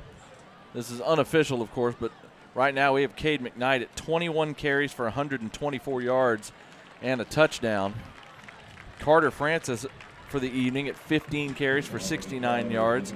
Mayfield, 8 for 58 and a touchdown. Austin Allen, 3 for 38. Jake Torgerson, 2 carries here in this second half for 18 yards. The run game has just been really great, but give credit to Flower Mound. They've gotten things going in the second half on the ground. Stadler with those 2 carries for 47 yards and a score. Ryan Watkins, 28 yards on 2 carries. And Slate Detweiler, 10 for 52 and a score. It's been a team effort. It has. Everyone's getting involved. We just need to see a tight end reverse at this point. Jack Stank coming off under his own power with a bit of a limp. It was definitely something hamstring related there. And he's coming off the field. It's going to be 2nd and goal from the 2. Carter Francis in the game at tailback. McCrate goes in motion. They toss it to Francis. He's trying to get the corner, and he just can't get there. The Flower Mound defense was ready for it. And, well, it's a terrible spot. They're marking it at the 4-yard line. That's you got to give the guy forward progress. Give me a break. At most, he lost a yard, but that's just a terrible spot. They had a pulling tight end in motion to McCrate. Yeah, we just too many people there. Yeah. There's 5 Flower Mound defenders and just 2 blockers. They just had him outflanked, and now Susko comes back in the game. This is where we saw the fade a little bit earlier. We could see another one here and as we get single side coverage on the near side. McKnight is checked back in, and they are going to hand it McKnight, but no, a timeout was called. Coach Alexander, I think, again, the play clock may have been running down, and Coach Alexander calls the timeout before they get the delay of game. So we'll take it with them. It's going to be 3rd and goal at the 4-yard line. 7:38 to go in the ball game. Marauders up 29-14. This is Marcus Football Night on Tradio and Champion Sports Radio. From kickoff to dinner time, Flurry's Market Plus Provisions is your hometown spot. We're local, family-run, and obsessed with quality hand-cut meats, Cajun-inspired plates, and the best burgers in Flower Mound. Join us for lunch or dinner, or swing by the market for steaks and sides to feed the whole crew. Flurry's is proud to support Marcus High School and the community we call home. Flurry's Market Plus Provisions. Local. Quality. Community. Go Marauders.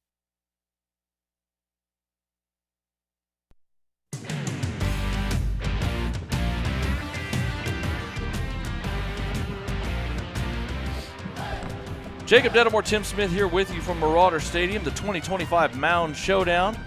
The Marcus Marauders lead the Flower Mound Jaguars 29-14, and they have the ball 3rd and goal at the Jaguar 4-yard line. Francis now in the game at tailback after the timeout. Snap back, and a blitz gets Torgerson wrapped up way behind the line of scrimmage as they were trying a little play action there. And McGill just blitzed right through a gap untouched. Yeah, they're going to play action. You can see they're going to sneak the tight end out into the flat to the corner back there, but Jake never even gets to turn around and look downfield. Too many defenders from Flower Mound, and it starts with number 44, Brady McGill, who comes in and just lays the wood. I mean, poor Jake Torgerson. He came through up the line. He came through untouched. 28-yard field goal attempt by Diaz. And this one is good. So they do get 3 points out of that, and that makes it, very importantly, a 3-score game for the Marauders with 6:57 to go. They now lead 32-14. This is Marcus Football Night.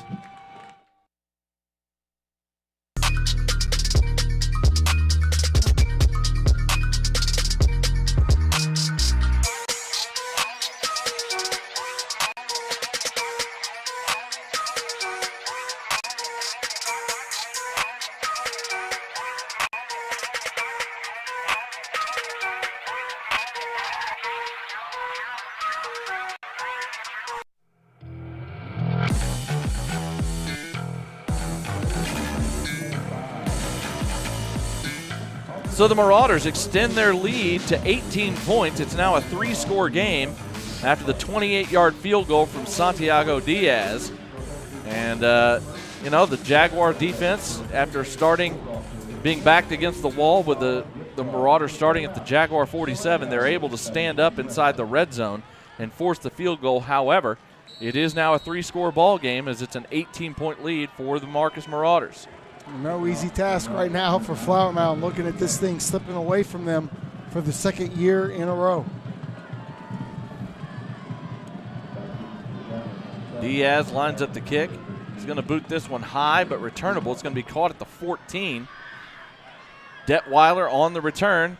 Gets hit around the 23 and wrapped up to the 25. It'll be a 12-yard return. And the Jaguars will start at their 1st and 10 at their own 25-yard line. Well, you thought they were moving fast before. I assume you're going to see lightning speed out of them now. Quick score update.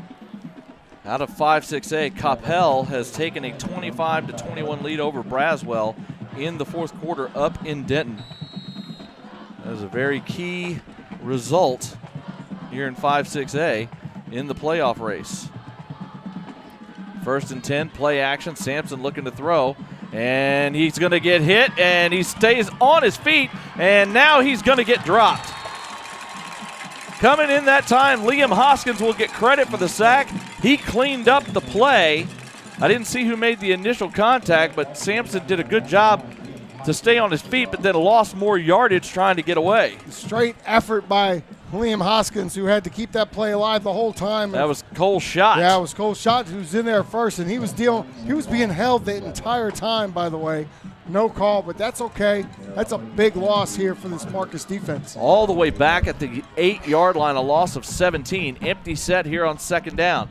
Quick throw, a little quick slant, and it's dropped.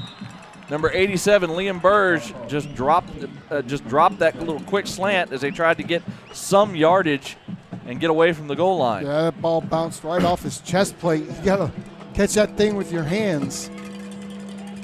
Really just a rocket shot in here and right off the shoulder pad of 87. 3rd and 17 now. This time they go with a 4-wide set as Detweiler's in the backfield.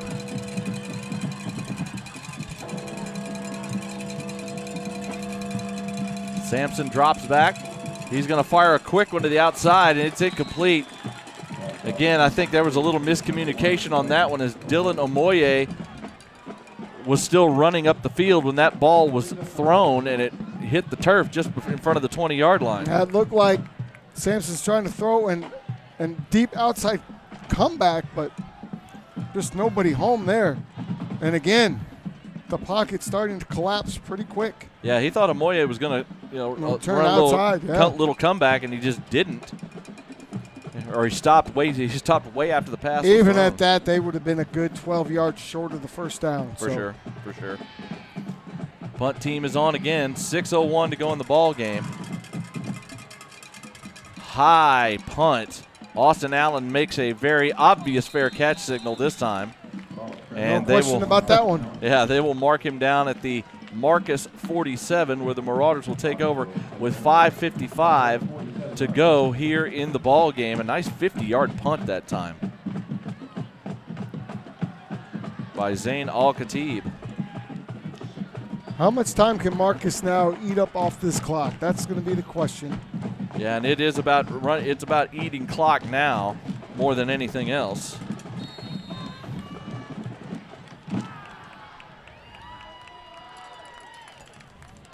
First and 10 for the Marauders. Handoff. McKnight runs past the line of scrimmage, hits it, finally makes contact with somebody about 4 yards upfield, spins out of a tackle, and gets 2 more to the Flower Mound 47, a gain of 6. McKnight has just been a big old bowling ball tonight, just running everybody over. That time, he squeezes through a tiny hole and then gets met about 5-6 yards downfield by the linebacker. Of course, that's number 14, Christian Hernick. How do you say that? Herniak. The safety, yeah. Hey, listen, Herniak's been all over the field tonight. If there's been one right side for this Flower Mound defense, it's been him. 2nd and 4, Francis with the handoff. He breaks a tackle into the second level, still on his feet, inside the 30, down to the 25. Nice strong run that time by number 2, Carter Francis. A gain of 22 yards. Now he'll come off a little gimpy, but let's look at it here. You've got pulling guard to the left, but he goes to the right and just outrunning defenders. And then 1, 2, get off me. I'm going to keep going, and finally taken down at about the 24. First and 10. I'm sorry, 25. Yeah, first and 22-yard run for Francis. Bad spot. First and 10 for the Marauders. Out of the shotgun, Torgerson hands it to McKnight. Runs into a pile at the line of scrimmage and just moves the scrum like a rugby play. Gets about 3 yards down to the 22. Not a lot of action that time. They seem to be very comfortable with just getting a few yards and going on to the next play. It's bunch to the left side, run right off that left side as well. Just all plugged up by that Flower Mound defense. Flower Mound offensive attack tonight. They've got about 300 yards on the ground tonight. You mean Marcus? Marcus, that's what I meant to say, sorry. Marcus has about 300 yards rushing tonight now. 4 minutes and counting, 2nd and 7. Handoff to Emmert this time, who's checked in at tailback. He gets hit right at the line. Is going to be stopped for no gain. Andrew Emmert's first carry of the evening. And now a timeout has been called by Flower Mound. That's their second one of the half. They have one left, and we'll take it with them. 3:49 to go in the ball game. Marcus up 32-14. This is Marcus Football Night. Point Bank is proud to support the Marcus Marauders football season. Show your Marauder pride with a custom Point Bank school logo debit card. Learn more at pointbank.com. It's not just banking, it's point banking. Member FDIC. I've been practicing law for 30 years. I have said one phrase more than any other. Why didn't you call me sooner? There are ways to accomplish the same goals in litigation from a perspective of finding solutions to complex problems as opposed to Jacob Dedamore, Tim Smith here with you at Marauder Stadium. Marauders have the ball at the Flower Mound 22. 2nd and 7. 3rd and 7, I should say, sorry. 3:49 to go. Torgerson will hand it to McKnight, and he will get hit behind the line of scrimmage as there was a lot of penetration that time. And McKnight gets dropped for a 2-yard loss back at the 24. And now the final timeout has been called by the Jaguars with 3:43 to go. Well, I guess the good news is that that's their final timeout. Yeah, no joke. Some bad news, unfortunately, as far as results within the district, as the Coppell Cowboys come back from a 14-3 halftime deficit, and they are able to get the win on the road in Denton as they sneak by Braswell by a final of 25-21. So Coppell moves to 4-1 in district play. Over in Louisville,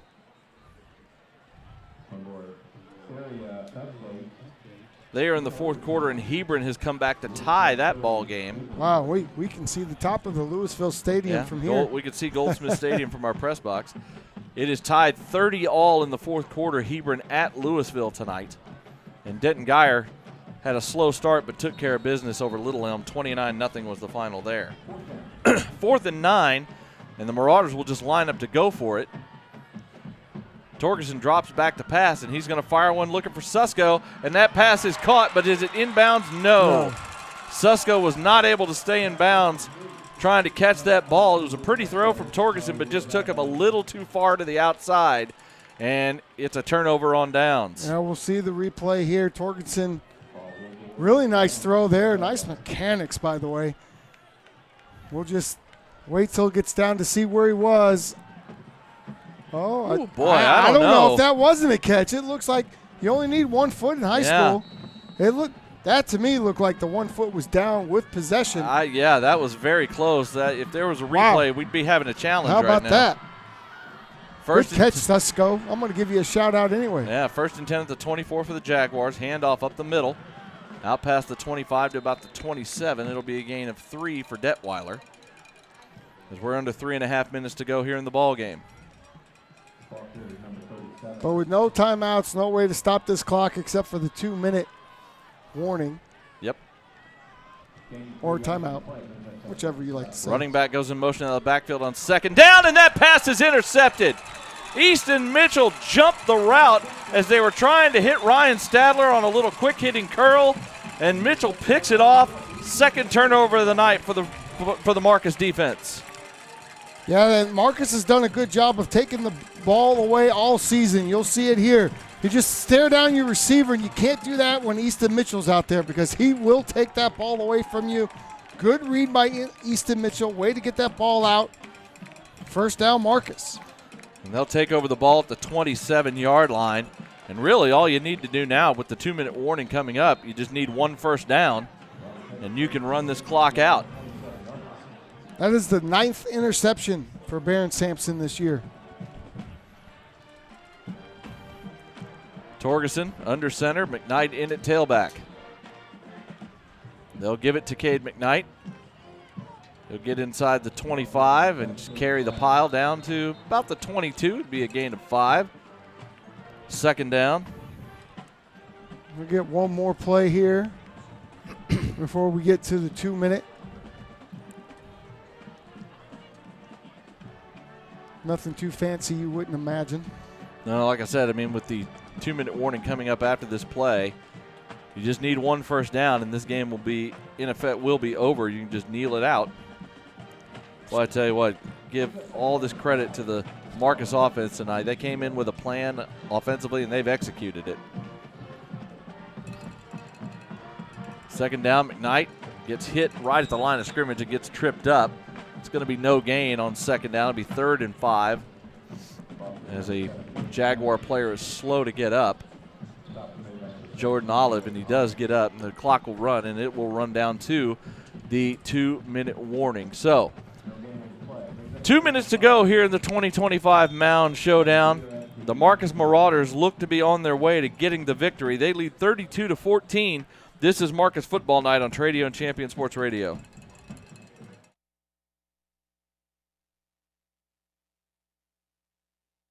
Sideline Spirit Co. is the fresh, reimagined way to do fan gear, born out of the heart of a Marauders mom. What started in the stands as ideas has grown into the official fan gear partner of Marcus Football. From hoodies and hats to game day essentials supporting the red, black, and silver, Sideline Spirit Co. brings a crisp, new look to Friday Night Lights. Every purchase supports our Marauders. Pick up your gear at the next home game in the north corner of the stadium. Look for the merch trailer. Follow at the Sideline Spirits Co. on Instagram and Facebook for what's up and coming, and visit us online at thesidelinespiritco.com. Are you looking to team up and need custom merch? Reach out to Whitney at the